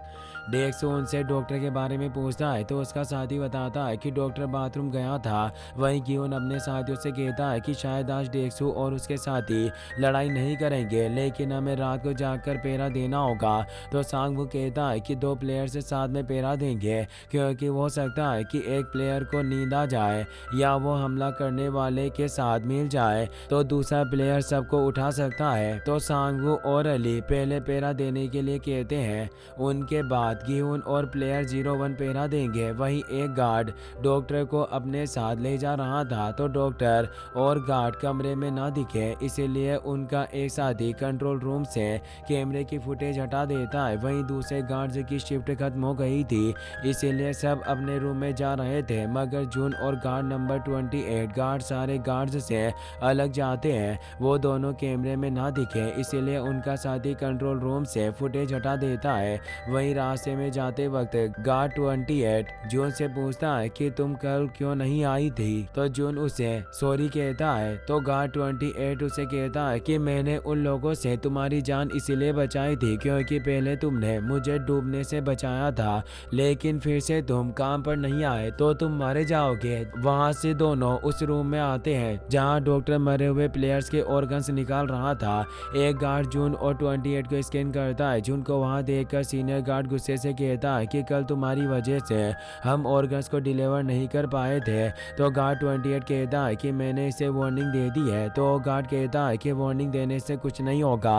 तो गार्ड 28 कहता है कि ऐसी बात है तो तुम ही डिलीवरी कर लो, यहाँ पर हम दोनों जैसे अच्छे ड्राइवर से नहीं मिलेंगे। फिर सीनियर गार्ड डॉक्टर से कहता है कि अगर तुम जल्दी काम नहीं करोगे तो डिलीवरी से पहले शिप निकल जाएगी। तो डॉक्टर कहता है कि इतनी जल्दी है तो तुम ही कर लो। तो सीनियर कहता है कि तुम्हारे इलाज की वजह से एक आदमी मर गया था और तुमने एक आदमी की आंखें भी बर्बाद कर दी थी, उस वजह से हमारे चाइनीज डीलर्स बहुत ज्यादा गुस्सा थे। तो डॉक्टर कहता है कि उस आदमी की आंखें इसलिए बर्बाद हुई थी क्योंकि वो जिंदा था और वो होश में आकर खड़ा हो गया था। तो सीनियर कहता है कि उस रात में बहुत डर गया था क्योंकि मैंने सोचा कि वो मर चुका है, लेकिन वो ज़ॉम्बी की तरह उठकर बैठ गया और मेरी तरफ देखने लगा। उस दिन डिलीवरी के हमें पूरे पैसे भी नहीं मिले थे क्योंकि उस प्लेयर की एक ही किडनी थी। यह सुनकर जून उनकी बातों पर गौर करने लगता है क्योंकि उसके भाई की भी एक ही किडनी थी। डॉक्टर प्लेयर्स के ऑर्गन्स निकालकर उन्हें लिक्विड से भरी एक पॉलीथीन में डाल रहा था। वहीं रेस्ट रूम की लाइट ऑफ हो गई थी। वहाँ सांगवू और अली पैरा दे रहे थे। अली सांगवू को एक बुट्टा देकर कहता कि आज तुमने हम सबकी जान बचाई और मुझे बस का किराया दिया था, इसीलिए तुम्हारा शुक्रिया। फिर सांगवू अली से पूछता है कि तुम यहाँ गेम्स खेलने के लिए क्यों आई हो और क्या तुम्हारी फैमिली भी है। तो अली बताता है कि मैं यहाँ पैसे कमाने के लिए आया हूँ क्योंकि मुझे मेरी वाइफ और 1 साल के बेटे को अपने देश पाकिस्तान ले जाना है। वहाँ पाकिस्तान में मेरे पेरेंट्स और मेरा छोटा भाई रहता है। फिर अली सांगवू से यहाँ आने की वजह पूछता है। तो सांगवू से बताता है कि मैंने सारे पैसे और घर स्टॉक में लगा दिए थे, उसमें सब पैसे डूब गए, इसीलिए मैं यहाँ गेम खेलने आया हूँ। कुछ देर बाद सांगवू गिहुन को पैरा देने के लिए उठा लेता है तो गिहुन पैरा देने लगता है। वहीं डेक्सू अपने साथी से डॉक्टर के बारे में पूछता है तो उसका साथी बताता है कि डॉक्टर अभी तक वापस नहीं आया। वहीं पैरा देते हुए गिहुन को वहम होता है कि वहाँ पुलिस कुछ लोगों को बहुत बुरी तरह से मार रही थी। एक आदमी गिहुन के पास आकर उसका नाम लेता है। तभी प्लेयर 01 गिहुन से पूछते हैं कि तुम क्या सोच रहे हो। तो गिहुन उन्हें बताता है कि मुझे मेरे पुराने दिन याद आ रहे थे। पहले मैं एक कार मैन्युफैक्चरिंग कंपनी में काम करता था, उसमें हमने एक बार हड़ताल की थी क्योंकि हम मजदूरों को काम से निकाल दिया गया था। उस कंपनी में मैंने 10 साल तक काम किया था। उस वक्त मैं बाप बनने वाला था और मुझे पैसों की जरूरत थी। ओनर्स ने कंपनी को बर्बाद करके इल्जाम मजदूरों के ऊपर डाल दिया, इसीलिए हमने हड़ताल की। हम सब आज की तरह कंपनी में बैरिकेड लगाकर बैठे हुए थे और इसी तरह रात को जाकर पहरा देते थे। हमें डर लगा रहता था कि पुलिस यहाँ आकर हमें हटाना दे। तो प्लेयर्स 01 कहते हैं कि मुझे याद आया 10 साल पहले एक कार कंपनी में बहुत बड़ी हड़ताल हुई थी। उस वक्त यह खबर बहुत चली थी और उस हड़ताल में किसी की मौत भी हो गई थी। यह सुनकर गिहुन उदास हो गया था। तभी प्लेयर 01 के सर में दर्द होने लगता है क्योंकि उन्हें बहुत तेज फीवर था। तो गिहुन उन्हें लेटाकर एक कपड़ा गीला करने लगता है, मगर गिहुन की बोतल में पानी खत्म हो गया था। तो ब्योक उसे अपनी बोतल दे देती है। गिहुन कपड़ा गीला करके प्लेयर 01 के सर पर रख देता है। फिर गिहुन ब्योक को पानी के लिए थैंक यू कहता है और दोनों साथ में मिलकर पहरा देने लगते हैं। वहीं जून गार्ड से पूछता है कि फिर उस ज़ॉम्बी के साथ क्या हुआ था। तो एक गार्ड उसे बताता है कि हमने उसे लोहे की रोड से पीटकर मार दिया। एक गार्ड को जून पर शक हो गया था, इसीलिए वो जून से पूछता है कि तुम ये सब क्यों पूछ रहे हो, तुम भी उस रात यहीं थे और तुमने ही उसकी बॉडी को जलाया था। तो जून कहता है कि उस वक्त मेरा ध्यान कहीं और था। जून को भी पता चल गया था कि गार्ड्स को उस पर शक हो गया है, इसीलिए जून ये कहते हुए अपनी जेब से गन निकालने लगता है। तभी डॉक्टर उनकी बातों से गुस्सा होकर कहता है कि यह मेरा ऑपरेशन रूम है, अगर तुम सब यहाँ फालतू बातें करोगे तो मैं सारे ऑर्गन्स बर्बाद कर दूंगा। डॉक्टर की बात सुनकर सब चुप हो जाते हैं और जून भी गन नहीं निकालता। कुछ वक्त में डॉक्टर सारे प्लेयर्स के ऑर्गन्स निकाल निकालकर बैग्स में डाल देता है। फिर गार्ड 28 और जून वहां से उन बैग्स को लेकर ऑर्गन्स की डिलीवरी के लिए जाते हैं। डॉक्टर सीनियर गार्ड से नेक्स्ट गेम के बारे में पूछता है तो सीनियर उसे कहता है कि हमें नेक्स्ट गेम के बारे में नहीं बताया गया है। तो डॉक्टर कहता है कि अपने बॉस से नेक्स्ट गेम के बारे में पूछो। तो सीनियर कहता है कि उसे भी नेक्स्ट गेम के बारे में पता नहीं है, अगर उसे पता होता तो हमें बता देता। इस बात से गुस्सा होकर डॉक्टर चाकू लेकर सीनियर को पकड़कर कहता है कि अगर मुझे नेक्स्ट गेम के बारे में पता नहीं चला तो मेरी टीम मुझे मार देगी। फिर डॉक्टर दूसरे सीनियर गार्ड से कहता है कि अपने बॉस से दूसरे गेम के बारे में पूछ कर आओ। तो दूसरा सीनियर वहां से जाने लगता है। तो पहला सीनियर डॉक्टर से कहता है कि उसे कंट्रोल रूम में जाने के लिए चाबी चाहिए होगी जो मेरी जेब में है। डॉक्टर सीनियर की जेब से चाबी निकालने लगता है। तभी पहला सीनियर डॉक्टर को धक्का मारकर गिरा देता है और गन लेकर डॉक्टर को मारने की कोशिश करता है, मगर डॉक्टर चाकू घोंपकर सीनियर को मार देता है। तभी दूसरा सीनियर लोहे की रॉड से डॉक्टर पर हमला कर देता है, मगर डॉक्टर उसे नीचे गिराकर वहां से भाग जाता है। तो सीनियर अपने साथी को डॉक्टर के बारे में बताकर उसके पीछे जाता है। वहीं गार्ड 28 और जून किचन में आते हैं। वहां 28 जून की मदद से फ्रिज को साइड में करता है क्योंकि फ्रिज के पीछे बाहर जाने का रास्ता था। उस रास्ते से होते हुए दोनों एक टनल में पहुंचते हैं। गार्ड 28 जून को बताता है कि टनल की दीवार से दूर रहना क्योंकि दीवारों पर बॉम्ब्स लगे हुए थे। गार्ड 28 बताता है कि इन टनल को वीआईपीज़ की इमरजेंसी एग्जिट के लिए बनाया गया है और उनके निकलने के बाद यहाँ की सारी जगह को ब्लास्ट करके खत्म कर देंगे। तो जून पूछता है कि वीआईपीज़ कौन है। तो गार्ड 28 कहता है कि मुझे उनके बारे में कुछ भी नहीं पता। गार्ड 28 को जून पर शक हो रहा था, इसीलिए टनल से बाहर निकलते ही गार्ड 28 जून के गले पर चाकू लगाकर पूछता है कि तुम्हें वीआईपीज़ के बारे में क्यों जानना है, और जून से उसका मास्क उतराता है। जून को देखकर गार्ड 28 पूछता है कि तुम हो कौन, क्योंकि गार्ड 28 गार्ड 29 को जानता था। तभी जून अपनी गन पॉइंट करके गार्ड 28 से उसका मास्क उतरवा कर पूछता है कि वो प्लेयर कौन था जिसे तुम सब ज़ॉम्बी बुला रहे थे और उसके पास एक ही किडनी थी। वो मेरा भाई था और उसने अपनी एक किडनी मुझे को डोनेट कर दी थी। तो गार्ड 28 कहता है कि ज़ॉम्बी प्लेयर एक लेडी थी, उसके ऑर्गन से निकालने से पहले हम सब ने उसके साथ सेक्स किया था। अगर तुम्हें भरोसा नहीं है तो जाकर प्लेयर्स की लिस्ट देख लो, उस लिस्ट में सारे प्लेयर्स की इंफॉर्मेशन और मेडिकल रिपोर्ट होती है। जून पूछता है कि मुझे वो लिस्ट कहाँ मिलेगी। तो गार्ड 28 बताता है कि जिस टनल से हम आए हैं उस टनल में ऊपर हमारे लीडर फ्रंटमैन का रूम है, वहाँ तुम्हें सारे प्लेयर्स की लिस्ट मिलेगी। फिर जून गार्ड 28 को शूट करके मार देता है। वहां से जून टनल से होते हुए लीडर के रूम की तरफ जाता है। वहीं डॉक्टर बचकर भागते हुए हनी शुगर कॉम के गेम हॉल में आता है। वहां सीनियर गार्ड भी आ गया था। सीनियर डॉक्टर से कहता है कि मैं तुम्हें नहीं मारूंगा, हम अभी भी सब ठीक कर सकते हैं, मैं नेक्स्ट गेम के बारे में तुम्हें बता दूंगा, बस तुम शांत होकर रेस्ट रूम में चले जाओ। मगर डॉक्टर सीनियर पर भरोसा नहीं करता। तो सीनियर अपनी गन नीचे रख के अपना मास्क उतार देता है। ये देखकर डॉक्टर लोहे की रॉड फेंक देता है। तो सीनियर डॉक्टर को उसकी बातों में उलझाकर उसके पीछे जाकर अपने चाकू से उस पर हमला करने लगता है। तभी वह फ्रंटमैन गार्ड्स के साथ आ जाता है और सीनियर के हाथ पर शूट कर देता है, जिससे सीनियर नीचे गिर जाता है। फ्रंटमैन सीनियर से कहता है कि तुम ऑर्गन्स बेचो या कुछ भी करो, लेकिन तुमने प्लेयर्स के बीच की इक्वलिटी को बर्बाद किया है। सब प्लेयर्स हमारे लिए बराबर है। यहाँ आने वाले सारे प्लेयर्स से दुनिया में होने वाले भेदभाव और ऊंच नीच से परेशान थे और हम उन्हें ईमानदारी से गेम से खिलवाकर आखिरी मौका दे रहे हैं, लेकिन तुमने यहाँ के रूल्स तोड़े हैं। यह कहकर फ्रंटमैन सीनियर को शूट करके मार देता है और वहाँ से चला जाता है। तभी एक गार्ड डॉक्टर को शूट करके मार देता है। वहीं जून फ्रंटमैन के रूम तक पहुंच गया था, मगर डोर पर लॉक था।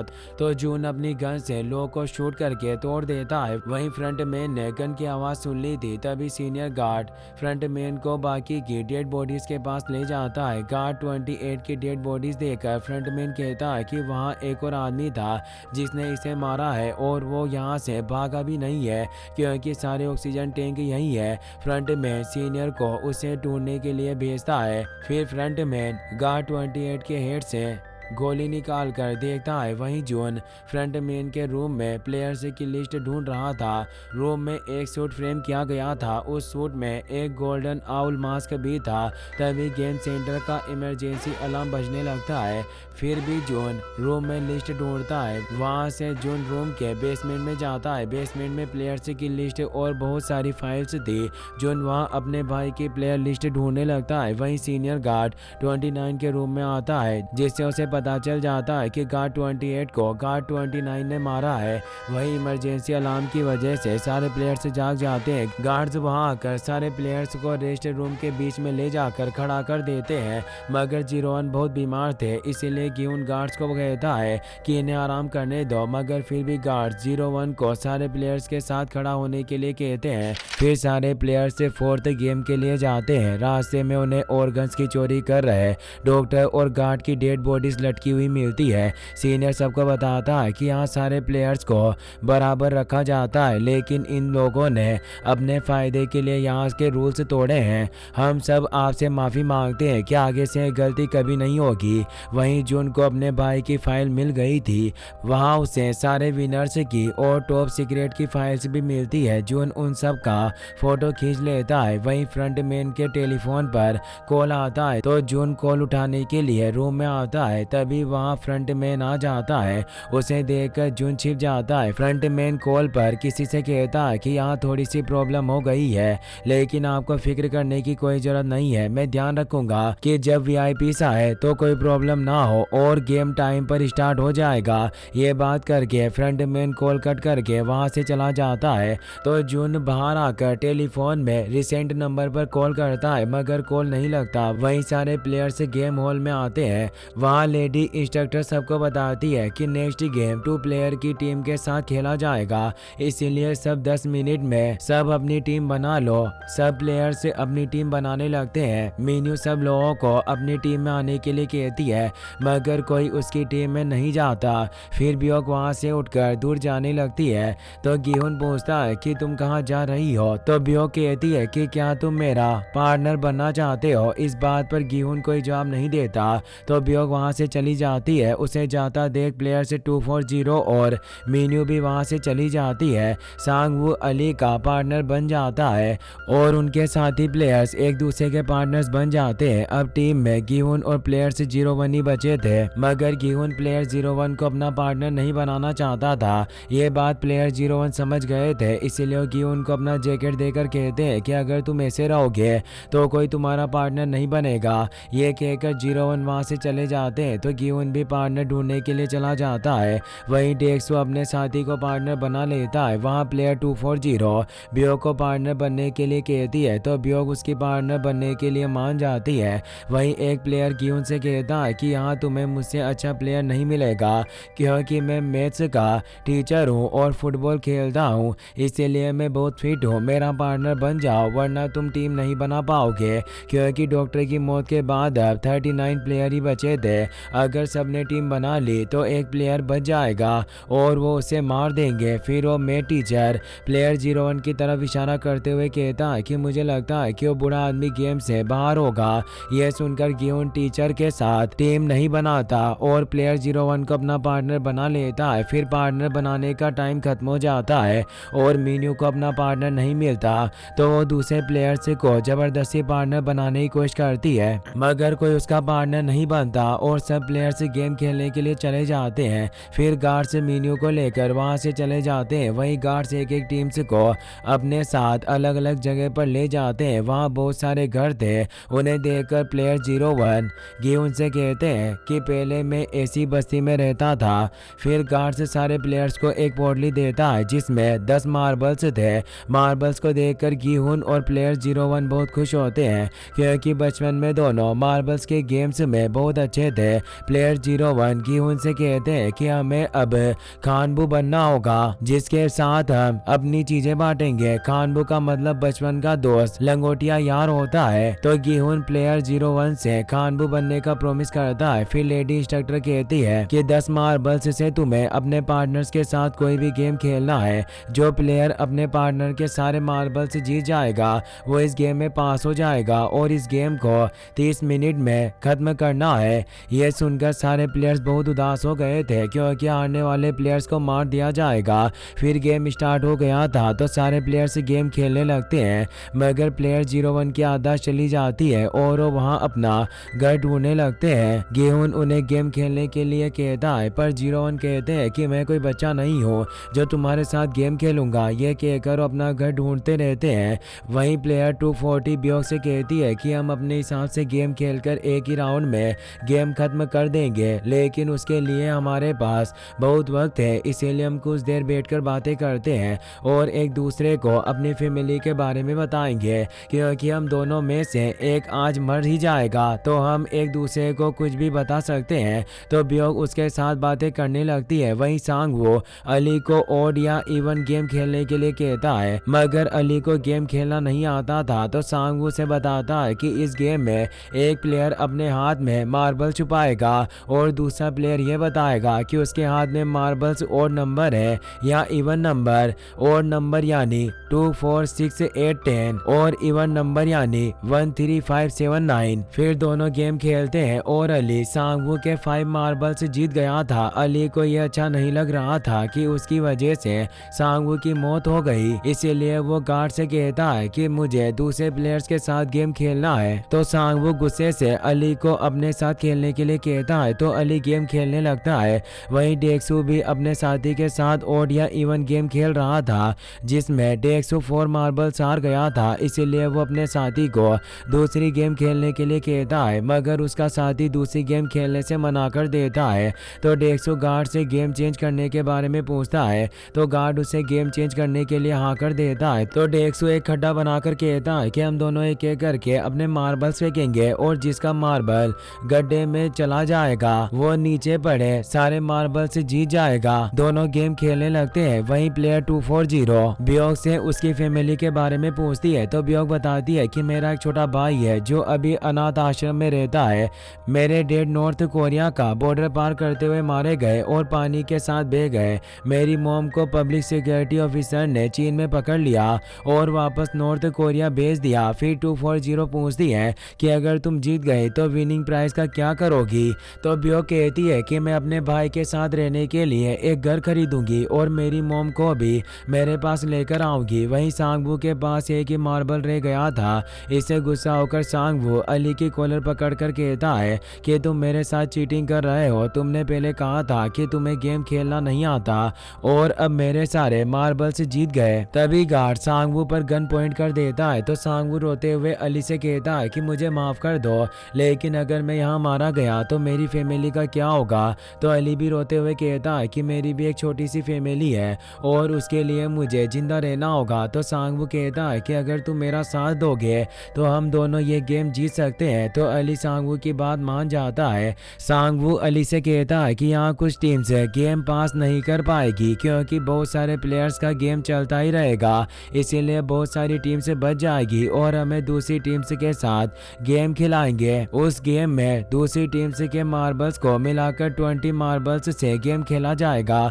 फिर हम दोनों एक टीम बनकर गेम पास कर लेंगे। हमें ऐसी टीम से ढूंढनी है जो गेम खत्म नहीं कर पाएगी। तुम मुझ पर भरोसा रखो और अगर ऐसा नहीं हुआ तो मैं तुम्हें मेरा आखिरी मार्बल भी दे दूंगा, जिससे तुम्हें मेरी मौत का अफसोस नहीं होगा। अली वीक टीम को ढूंढने के लिए वहां से जाने लगता है। तो सांगवू से रोककर कहता है कि तुम्हारे मार्बल्स को ऐसे लेकर मत घूमो, कोई भी तुमसे ये छीन लेंगे। सांगवू अली से मार्बल्स लेकर उन्हें अपनी जैकेट के नीचे छिपाता है। सांगवू के जैकेट की पॉकेट में उसके अपने मार्बल्स की पोटली रखी थी। अली का ध्यान भटकाकर सांगवू मार्बल्स की पोटली चेंज कर देता है। फिर सांगवू अपनी टी शर्ट फाड़कर मार्बल्स की पोटली को बांधकर अली के गले में डाल देता है। सांगवू कहता है कि जैसे ही 3 मिनट बचे वापस यहाँ जाना। तो अली वीक टीम ढूंढने के लिए चला जाता है। फिर सांगवू अली के मार्बल्स में अपना लास्ट मार्बल मिलाकर गार्ड को बताता है कि मैंने सारे मार्बल्स जीत लिए हैं। तो गार्ड सांगवू के मार्बल्स लेकर उसे गेम में पास कर देता है।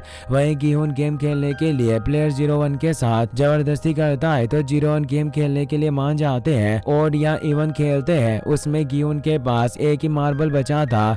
गिहुन लास्ट राउंड में गलत गेस करता है, मगर तभी प्लेयर 01 की आदत चली जाती है और उन्हें याद नहीं रहता कि गिहुन ने गलत गेस किया था। गिहुन इसका फायदा उठाकर उनके साथ चीटिंग करके उनके सारे मार्बल्स जीत जाता है। तो प्लेयर 01 और खेलने के लिए गेहून से मार्बल्स मांगते हैं, मगर रोते हुए गेहून उन्हें मार्बल्स देने से मना करके सारे मार्बल्स गार्ड को देने लगता है। तभी प्लेयर 01 को अपनी जेब से एक मार्बल मिलता है, मगर गेहून को उन पर भरोसा नहीं होता और वो अपने मार्बल्स गिनने लगता है। उनके पास 19 ही मार्बल्स थे। तभी प्लेयर 01 वहां से जाने लगते हैं। गेहून उन्हें एक और गेम खेलने के लिए कहता है, मगर वो मना करके अपना घर ढूंढने चले जाते हैं। गेहून उन्हें मनाने के लिए उनके पीछे घूमता है। वहीं डेक्सू और उसके साथी के पास एक मार्बल रह गया था। डेक्सू मार्बल खड्डे में डालने की कोशिश करता है, मगर उसका मार्बल खड्डे के पास जाकर रुक जाता है। तो उसका साथी अपना मार्बल गड्ढे की तरफ फेंकता है। उसका मार्बल डेक्सू के मार्बल से टकरा जाता है, जिससे डेक्सू का मार्बल गड्ढे में गिर जाता है और डेक्सू सारे मार्बल से जीत जाता है। डेक्सू का साथी गार्ड से अपनी जान बचाकर भागता है, मगर गेट के पास खड़ा गार्ड उसे मार देता है। गार्ड्स भी हारने वाले प्लेयर्स को मारने लगते हैं। वहीं प्लेयर 240 ब्योक से पूछती है कि तुमने अपनी लाइफ में पहली बार डेड बॉडी कब देखी थी। तो ब्योक बताती है कि मेरे बचपन में हमारे शहर में एक ब्लैक वायरस फैल गया था, उससे रोज बहुत सारे लोग मर जाते थे। सोल्जर्स बॉडीज को इकट्ठा करके जला देते थे।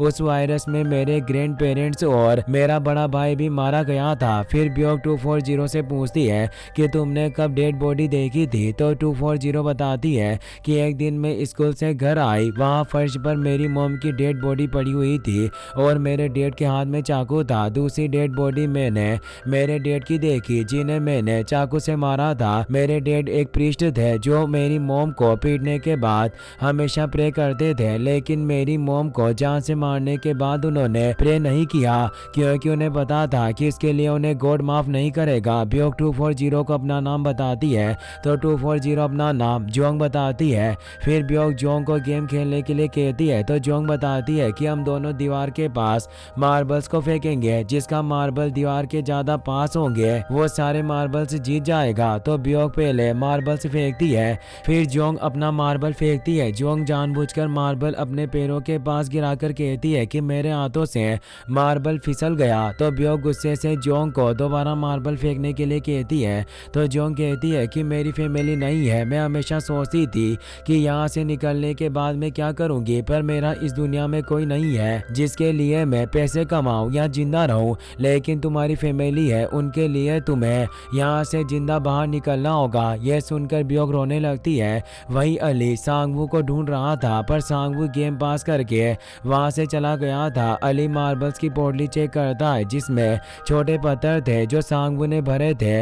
यह देखकर अली रोने लगता है और एक गार्ड अली को शूट करके मार देता है। वहीं जोंग अपने सारे मार्बल्स ब्योक को दे देती है, जिससे गेम पास करके ब्योक वहां से जाने लगती है। तो जोंग रोते हुए उसे साथ खेलने के लिए थैंक यू कहती है। तभी गार्ड से जोंग को शूट करके मार देता है। जोंग की मौत से ब्योक दुखी होकर रोने लगती है।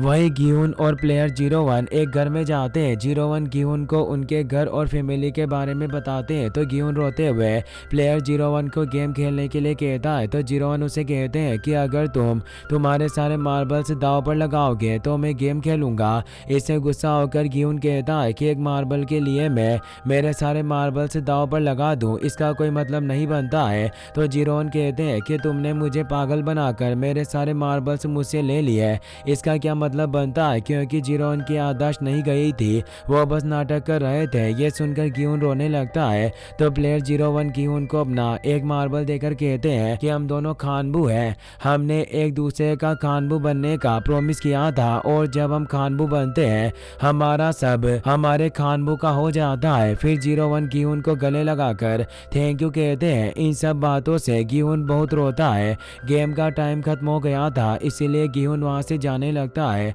तो 01 गिहुन से कहते हैं कि मुझे मेरा नाम याद आ गया, मेरा नाम इल नाम है। फिर गिहुन रोते हुए वहां से जाता है और गार्ड इल नाम को मार देता है। वहीं सारे प्लेयर्स रेस्ट रूम में आते हैं। सब मीनू को जिंदा देखकर हैरान हो गए थे। तो मीनू सबको बताती है कि गार्ड्स ने मुझे कहा कि मैं गेम की कमजोर कड़ी हूँ, जैसे बचपन में जिसका पार्टनर नहीं होता था वो कमजोर कड़ी होता था, फिर वो मुझे यहाँ छोड़कर गए। ये कहकर मीनू हंसने लगती है। वहीं फ्रंट मैन को एक कॉल आता है। फ्रंट मैन कॉल पर किसी से कहता है कि हमें खुशी है कि आप गेम से देखने के लिए आ रहे हैं और होस्ट वीआईपीज़ के आने का वेट कर रहे थे। ये कहकर फ्रंट मैन कॉल कट करके वहाँ से जाने लगता है, मगर फ्रंट मैन अपनी गन लेकर कहता है कि मुझे पता है कि तुम यहाँ छुप रहे हो, क्योंकि मैं हमेशा फोन का रिसीवर उल्टी तरफ रखता हूँ और तुमने रिसीवर को सीधा रख दिया था। फिर फ्रंट मैन वहाँ जुन को ढूंढते हुए कहता है कि जिस गन से तुमने गार्ड को शूट किया था वो रिवॉल्वर सिर्फ कोरिया पुलिस के पास होती है। अगर तुम जिंदा रहना चाहते हो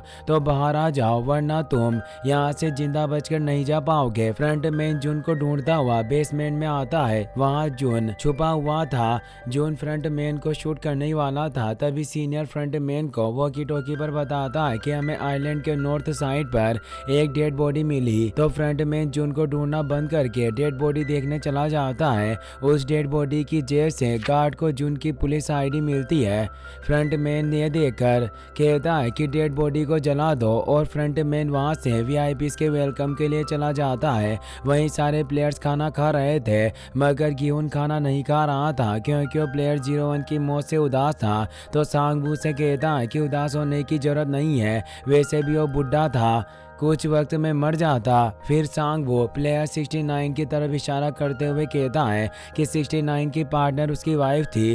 तभी 69 रोते हुए सारे प्लेयर से कहता है कि तुम सब गेम खत्म करने के लिए मेरे साथ वोट दो, मगर कोई प्लेयर उसकी बात नहीं सुनता। तो 69 कहता है कि हम सब ने पैसों के लिए अपने लोगों को मार दिया है, फिर भी तुम ये गेम खेलना चाहते हो। तो सांगवू से कहता है कि यहाँ से बाहर जाने से तुम्हारी वाइफ जिंदा नहीं होगी। अगर तुम अपनी वाइफ की मौत से इतने दुखी हो तो अपने मार्बल्स उसे देकर तुम मर जाते।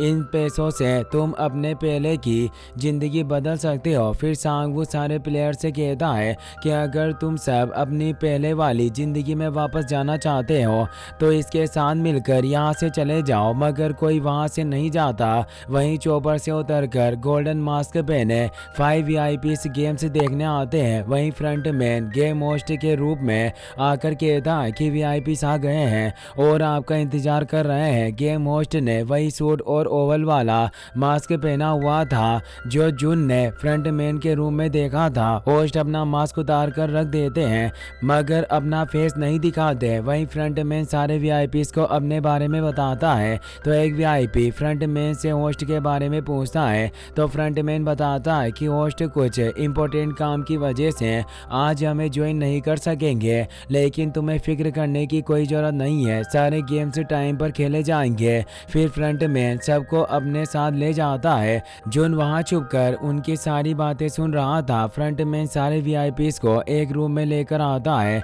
उस रूम में वीआईपी सारे गेम्स देखेंगे। वहां लगी स्क्रीन में प्लेयर 69 को सुसाइड करते देख एक वीआईपी बहुत गुस्सा होता है क्योंकि उसने 69 पर बहुत पैसे लगाए थे। फ्रंट मैन सारे वीआईपीज़ को उनके रूम में भेज देता है। फिर वेटर्स वीआईपीज़ के लिए ड्रिंक लेकर जा रहे थे तो जून एक वेटर पर गन पॉइंट करके उसे किचन में ले जाकर बेहोश करके उसके कपड़े पहन लेता है। जून अपने फोन की वीडियो रिकॉर्डिंग ऑन करके फोन को अपने स्लीव्स में छुपा देता है। फिर जून वेटर का मास्क लगाकर उसकी जगह वीआईपीज़ के लिए ड्रिंक लेकर जाता है। वहीं सुबह होते ही गार्ड्स कॉफी लेकर आते हैं क्योंकि रात को प्लेयर 69 ने फांसी लगाकर सुसाइड कर ली थी। गिहोन, सांगवू और बियोग ये देखकर उदास होते हैं, मगर 150 प्लेयर्स कम होने से खुश होता है। अब 16 प्लेयर्स बचे थे। फिर सारे प्लेयर्स 5th गेम के लिए गेम हॉल में जाते हैं। वहीं सारे वीआईपीज़ भी रूम में नेक्स्ट गेम देखने के लिए आ गए थे। जून बाकी वेटर्स के साथ वीआईपीज़ को ड्रिंक सर्व कर रहा था। वहाँ फ्रंट मैन वीआईपीज़ को 5th game glass stepping stones का शो पीस दिखाता है। वहीं सारे प्लेयर्स गेम हॉल में आते हैं। वहाँ 1 से 16 नंबर के जैकेट्स थे। फिर लेडी इंस्ट्रक्टर सारे प्लेयर्स को उनमें से कोई भी एक जैकेट लेने के लिए कहती है। वहीं वीआईपीज़ भी सारे प्लेयर्स को देख रहे थे। कुछ प्लेयर्स भागकर बीच के नंबर वाले जैकेट लेकर चले जाते हैं। यह देखकर वीआईपीज़ कहते हैं कि बाकी बचे प्लेयर्स के लिए नंबर लेना बहुत मुश्किल है, इसलिए वो फ्रंट मैन से कहते हैं कि बचे हुए प्लेयर्स को गेम के रिलेटेड हिंट दो। तो लेडी इंस्ट्रक्टर प्लेयर्स को बताती है कि नंबर के हिसाब से गेम खेलने की बारी आएगी। यह सुनकर गिहुन सोचता है कि इस गेम में भी भी दूसरे गेम्स की तरह टाइमिंग होती है, इसलिए वो नंबर 1 लेने जाता है। मगर फिर सोचता है कि मुझे अभी गेम के बारे में पता नहीं है तो मैं 01 नहीं ले सकता। तो गियोन लास्ट में नंबर से लेने जाता है। तभी बाकी प्लेयर्स 16 नंबर छोड़कर सारे नंबर ले लेते हैं और बाकी प्लेयर 01 के बाद के नंबर से ले लेते हैं। अब 01 और 16 नंबर बचे थे।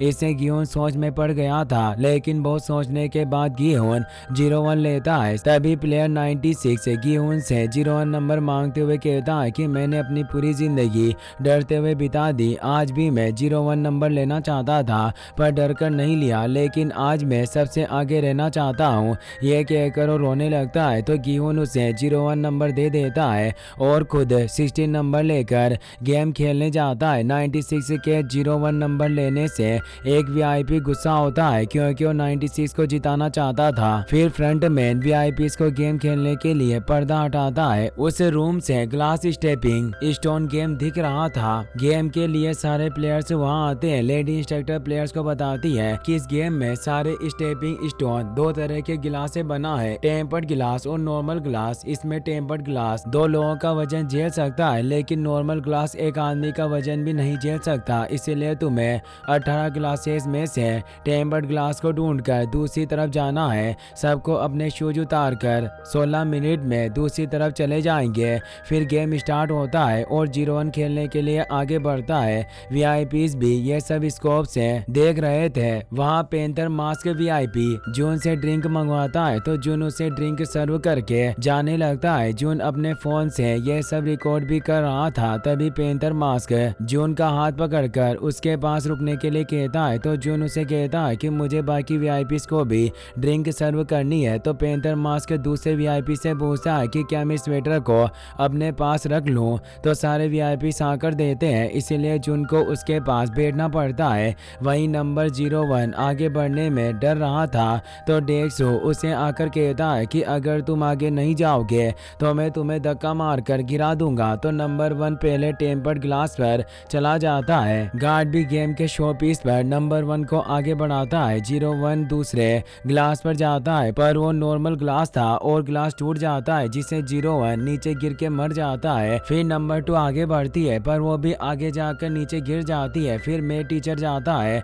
और वो बहुत सारे ग्लास पर भागकर आगे बढ़ता है, मगर आगे जाकर ग्लास टूट जाता है और वो नीचे गिर जाता है। अब दूसरे प्लेयर्स आगे बढ़ते हैं, सब एक दूसरे के पीछे जाते हैं। टीचर बहुत सारे ग्लास पर भागकर आगे गया था, इसलिए नंबर 4 को सही ग्लास का पता नहीं चल रहा था और वो दूसरे प्लेयर्स से पूछकर आगे बढ़ता है, मगर प्लेयर्स उसे गलत ग्लास बता देते हैं और वो नीचे गिर जाता है। फिर दूसरे प्लेयर्स आगे बढ़ते हैं। उन्हें देखकर गियोन कहता है कि अब 10 गिलास बचे हैं और अगर सब प्लेयर्स 1 या 2 गिलास सही चुनते हैं तो हम गेम पास कर लेंगे। तो सांगबू कहता है कि अगर वो प्लेयर्स आगे नहीं बढ़ेंगे तो टाइम खत्म होने से हम गेम हार जाएंगे। वहीं नंबर 6 ग्लास पर बैठकर गॉड से प्रे करने लगता है तो दूसरे प्लेयर्स उसे आगे बढ़ने के लिए कहते हैं, मगर नंबर 6 आगे नहीं बढ़ता। तो डेक्सू नंबर 7 से कहता है कि अगर तुम आगे नहीं बढ़ोगे तो मैं तुम्हें धक्का मार दूंगा। यह सुनकर नंबर 7 नंबर 6 को धक्का मारने के लिए उसके ग्लास पर जाता है, लेकिन नंबर 6 नंबर 7 को नेक्स्ट ग्लास पर धक्का मारकर गिरा देता है। नंबर 6 अगले ग्लास पर चला जाता है। तभी नंबर 8 पीछे से आकर नंबर 6 के नेक्स्ट ग्लास पर धक्का मारकर गिरा देता है। वहीं ब्योग भी ग्लास पर जाती है। उसके पीछे गियोन भी जा रहा था, मगर उसे ग्लास के बारे में पता नहीं था तो ब्योग उसे सही ग्लास बताती है। फिर सब प्लेयर्स नंबर 8 के पीछे पीछे जाते हैं, मगर आगे जाकर नंबर 8 भी नीचे गिर जाता है। उसके पीछे डेक्सो था, मगर वो आगे नहीं बढ़ता और डेक्सो सारे प्लेयर्स से कहता है कि तुम लोगों के लिए मैं अपनी जान खतरे में डालकर आगे नहीं जाऊंगा। वहीं पेंथर मास्क जून को उसका मास्क उतारने के लिए कहता है कि पेंथर मास्क गे था और वो जून को पसंद करने लगा था, मगर जून उसे मना कर देता है। तो पेंथर कहता है कि अगर तुम अभी मुझे तुम्हारा फेस नहीं दिखाओगे तो मैं तुम्हें मार दूंगा। तो जून कहता है कि मैं यहाँ मेरा फेस नहीं दिखा सकता क्योंकि तुम्हारे जाने के बाद ये मुझे मार देंगे। मुझे यहाँ कहीं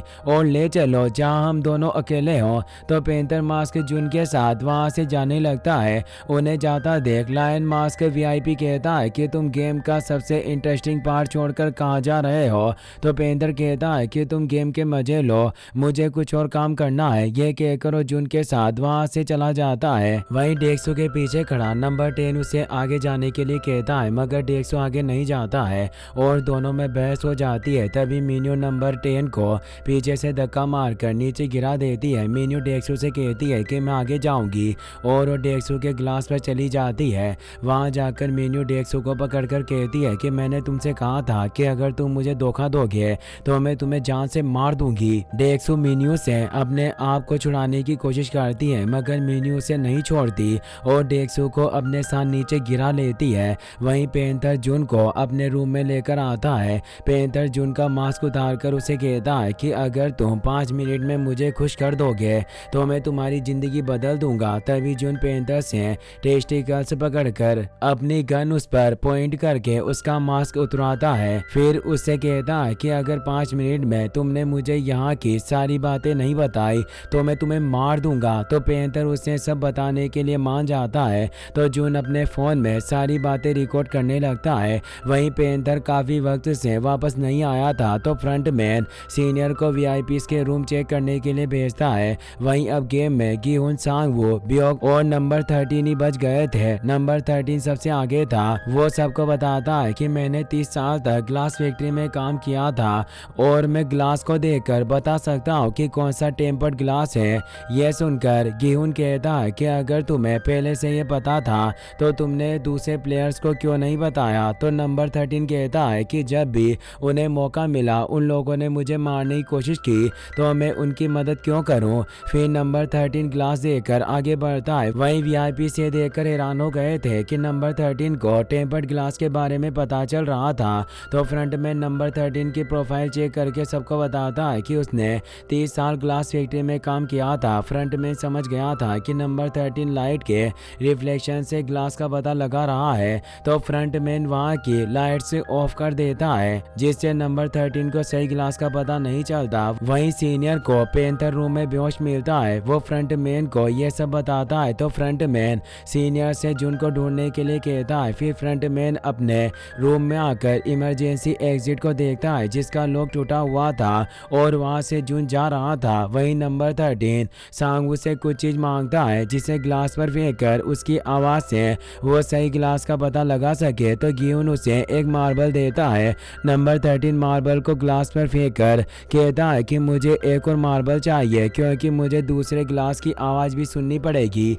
मगर गिहुन के पास और मार्बल्स नहीं थे और गेम खत्म होने में 22 सेकंड्स रह गए थे। तो सांगवू नंबर 13 के ग्लास पर जाकर उसे आगे वाले ग्लास पर धक्का मारकर उसे गिरा देता है, जिससे उसे सही ग्लास का पता चल जाता है। और टाइम खत्म होने से पहले सांगवू, ब्योक और गिहुन दूसरी तरफ आ जाते हैं। टाइम खत्म होते ही बचे हुए ग्लासेस को ब्लास्ट कर देते हैं। उन ग्लासेस के टुकड़ों से सांगवू और गिहुन को खरोंचे आती है, मगर शायद ब्योक को ज्यादा चोट आ गई थी। वहीं सीनियर गार्ड्स के साथ इमरजेंसी एग्जिट के नीचे आता है। सीनियर फ्रंट मैन को बताता है कि जुन ओशन में चला गया है, क्योंकि यहाँ से एक डाइविंग सूट गायब है। वहीं जुन एक आइलैंड की तरफ जा रहा था। वहीं फ्रंट मैन गार्ड्स के साथ जुन के ड्राइविंग सूट को ट्रैक करके उसके पीछे जा रहे थे। अब हम देखते हैं कि गार्ड्स सांगवू, गिहुन और ब्योक को रेस्ट रूम में लेकर आ रहे थे।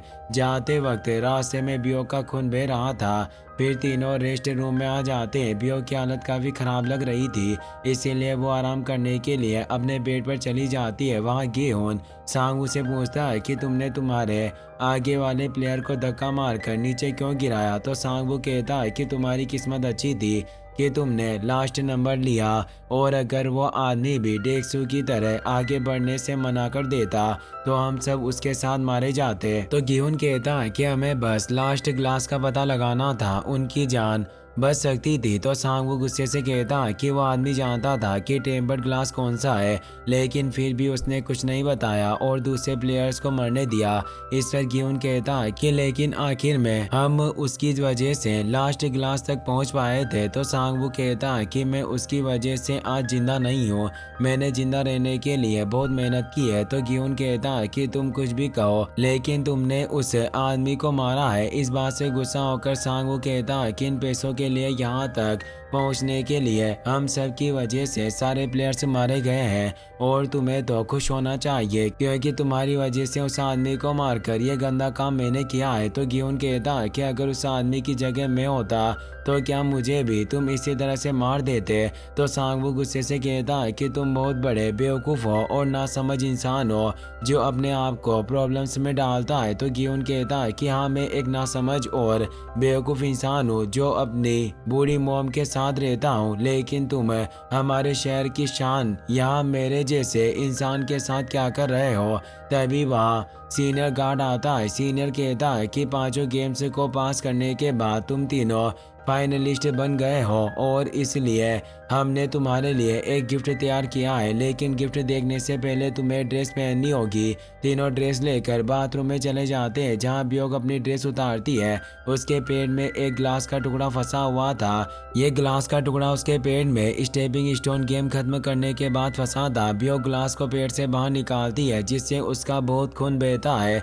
तो ब्योक खून को रोककर अपनी पुरानी ड्रेस को फाड़कर गांव पर बांधती है। बहुत खून बहने की वजह से ब्योक की हालत बिगड़ती जा रही थी। फिर वो नया सूट पहनकर जाती है। वहीं जून गेम आइलैंड से दूर दूसरे आइलैंड पर आ गया था। वहां आकर जून अपना डाइविंग सूट उतारकर अपने फ़ोन को चेक करता है। उसने फ़ोन को एक पॉलीथीन में रखा हुआ था ताकि वो गीला होकर ख़राब ना हो जाए। जून का फ़ोन एकदम सही काम कर रहा था। जून के फ़ोन में नेटवर्क नहीं आ रहे थे, इसलिए आइलैंड के ऊपर जाता है। कुछ देर बाद फ्रंटमैन अपने गार्ड्स के साथ उस आइलैंड पर आ जाता है जहां उन्हें जून का डाइविंग सूट मिलता है जिस पर ट्रैकर लगा हुआ था। फ्रंटमैन गार्ड से कहता है कि उसे जिंदा पकड़कर मेरे पास लेकर आओ। गार्ड्स जून को ढूंढने के लिए जाते हैं और फ्रंटमैन गन से ऑक्सीजन टैंक को शूट करता है जिसकी आवाज़ सुनकर जून उन्हें देखकर छुप जाता है। हिल के ऊपर जून के फ़ोन में सिग्नल आ गया था तो जून अपने चीफ को कॉल करके कहता है कि मैं एक आइलैंड पर हूँ जो साउथ वेस्ट में है। आप मेरा फ़ोन ट्रेस करके यहाँ एक बैकअप टीम भेज दो। अगर बैकअप नहीं भेज सकते तो पुलिस स्क्वाड या कोस्ट गार्ड्स को भेज दो। मगर चीफ को जून की आवाज़ ठीक से नहीं आ रही थी तो जून कहता है कि मैं आपको कुछ फोटोस एंड वीडियोस भेज रहा हूँ। जून चीफ को गेम्स आइलैंड पर रिकॉर्ड की गई सारी वीडियोस एंड फोटोज भेजता है। फिर जून गार्ड्स से बचने के लिए आगे बढ़ता है। वहीं गार्ड्स डिनर के लिए डाइनिंग टेबल तैयार कर रहे थे। उस टेबल पर गिहुन, सांगवू और ब्योक बैठे हुए थे। गार्ड्स उन तीनों के लिए खाना सर्व करते हैं। सीनियर वहां आकर बताता है कि ये डिनर तुम तीनों फाइनलिस्ट के लिए है ताकि तुम कॉन्फिडेंस के साथ लास्ट गेम खेल सको। फिर सांगवू और गिहुन जल्दी जल्दी खाना खाने लगते हैं मगर ब्योक ठीक से खाना नहीं खा रही थी क्योंकि ग्लास के घाव की वजह से उसे तकलीफ हो रही थी। वहीं आगे जाकर जून अपना फ़ोन देखता है तो उसे पता चलता है कि जो वीडियोस उसके चीफ को भेजी थी वो सेंड नहीं हुई थी। जून फिर से उन्हें भेजने की कोशिश करता है मगर वहाँ उसके फ़ोन में सिग्नल नहीं आ रहे थे। तभी गार्ड्स ने जून को देख लिया था और उसे पकड़ने के लिए आ रहे थे। जून भी उनसे बचकर भाग रहा था मगर भागते हुए जून हिल के एंड पर पहुंच गया था। उसके सामने ओशन था और पीछे गार्ड्स गन लेकर आ गए थे। जून गार्ड्स पर गन पॉइंट करके कहता है कि मैंने पुलिस को यहाँ के बारे में सब बता दिया है। कुछ वक्त में कोस्ट गार्ड्स यहाँ आने वाले हैं इसीलिए अपनी गन्स फेंक कर सरेंडर कर दो। तभी फ्रंटमैन आकर कहता है कि इस एरिया में फोन का सिग्नल नहीं मिलता है तो जो भी तुमने पुलिस को भेजा है वो उन तक नहीं पहुँचा होगा। तो जून कहता है कि तुम सरेंडर कर दो, हो सकता है कि तुम्हें कम सजा मिले। तो फ्रंटमैन कहता है कि अगर तुम अपनी गन फेंक कर फोन मुझे दे दो तो मैं तुम्हें जिंदा छोड़ दूंगा। एक रिवॉल्वर में 5 बुलेट्स होती है और पुलिस के रूल्स के हिसाब से तुम्हें 4 बुलेट्स रखनी होती है और उन 4 बुलेट्स में से एक बुलेट्स नकली होनी चाहिए। मतलब तुम्हारे पास 3 बुलेट्स थी। एक बुलेट से तुमने गार्ड को मार दिया था और दूसरी से इमरजेंसी एग्जिट का लॉक तोड़ा था, यानी अब तुम्हारी गन में एक बुलेट बची है। यह कहकर फ्रंटमैन जून के पास जाने लगता है। जून उसे आगे आने से मना कर देता है मगर फ्रंटमैन नहीं रुकता तो जून फ्रंटमैन के शोल्डर पर शूट कर देता है। ये देखकर गार्ड्स जून की तरफ बढ़ते हैं तो फ्रंटमैन उन्हें रोक देता है। फ्रंटमैन जून की तरफ बढ़ते हुए कहता है कि मेरे साथ चलो, मैं तुम्हें नहीं मारूंगा। जून हिल के किनारे पर आ गया था। जून कहता है कि तुम कौन हो, मुझे तुम्हारा फेस देखना है। तो फ्रंटमैन अपना मास्क उतार देता है। फ्रंटमैन और कोई नहीं बल्कि जून का भाई होंग इनहो है। इनहो को देखकर जून बहुत हैरान हैरान हो गया था। इन्हो जुन से कहता है कि मेरे साथ चलो, लेकिन जुन उसे मना कर देता है तो इन्हो जुन के शोल्डर पर शूट करता है, जिससे जुन हील से नीचे ओशन में गिर जाता है। इन्हो उसे ओशन में देखता है मगर उसे जुन नहीं दिखता। फिर इन्हो अपना मास्क पहन लेता है। वहीं गीहुन सांगवू डिनर कर लेते हैं। ब्योक ने ज्यादा खाना नहीं खाया था। गार्ड से तीनों के सामने एक एक चाकू छोड़कर डाइनिंग टेबल से सारी चीजें हटा लेते हैं तो तीनों चाकू लेकर अपने पास रख लेते हैं। फिर तीनों रेस्ट रूम में आराम कर रहे थे, लेकिन कोई सो नहीं रहा था। तीनों अपने हाथ में चाकू लेकर बैठे हुए थे। ब्योक को नींद आने लगती है तो गीहुन उसके पास जाकर उसे उठाता है। गीहुन को देखकर ब्योक अपना चाकू उसके सामने कर देती है, क्योंकि उसे लगा था कि गीहुन उसे मारने आया है। तो गीहुन कहता है कि तुम सो रही थी, अगर मैं चाहता तो तुम्हें मार देता, मगर मैं तुम्हें नहीं मारना चाहता हूँ। ये चाकू तो मैंने सांगवू से बचने के लिए अपने पास रखा है। गीहुन चाकू अपनी जेब में रख लेता है तो ब्योक भी अपना चाकू नीचे कर लेती है। गीहुन ब्योक के पास बैठकर उसे पूछता है कि तुम्हारी हालत इतनी खराब कैसे हो रही है, तुमने खाना भी ठीक से नहीं खाया था। तो ब्योक कहती है कि मुझे वो खाना पसंद नहीं आया। गीहुन कहता है कि तुम झूठ क्यों बोल रही हो। तो ब्योक कहती है कि अगर मैं घायल हूँ तो क्या तुम मेरा इलाज करोगे, तुम मेरी फिक्र मत करो, मैं अपने आप को संभाल लूंगी। तो गीहुन कहता है कि सांगवू से जीतने के लिए हमें दोनों को टीम बनाकर खेलना होगा और गेम जीतने के बाद हम दोनों पैसे बांट लेंगे। ब्योक गीहुन से पूछती है कि इन पैसों का तुम क्या करोगे। तो गीहुन कहता है कि पहले मैं अपने सारे लोन्स और उधार चुकाऊंगा, फिर मेरी मॉम के लिए एक शॉप खरीदूंगा और मेरी 10 साल की बेटी हायोंग की कस्टडी वापस लूंगा। इस पर ब्योक कहती है कि मेरा भाई भी 10 साल का है, वो भी अभी अनाथ आश्रम में है। मैंने उसे प्रॉमिस किया था कि मेरे पास पैसे आते ही मैं अपनी मॉम को नॉर्थ कोरिया से यहाँ लेकर आऊंगी और हमारे लिए एक घर खरीदूंगी। तो गीहुन कहता है क्या विनिंग प्राइस से तुम ये सब कर सकती हो। ब्योक कहती है कि तुम मुझसे प्रॉमिस करो कि अगर हम दोनों में से कोई एक यहाँ से जिंदा बाहर निकलता है तो हम एक दूसरे की फैमिली को संभालेंगे। इस पर गीहुन कहता है कि तुम फिक्र मत करो, हम दोनों सांगवू को हराकर एक साथ बाहर निकलेंगे। तो ब्योक कहती है कि तुम फिर भी मुझसे प्रॉमिस करो। तो गीहुन ब्योक को चुप रहने के लिए कहता है, क्योंकि सांगवू को नींद आ गई थी और उसके हाथ से चाकू गिर गया था।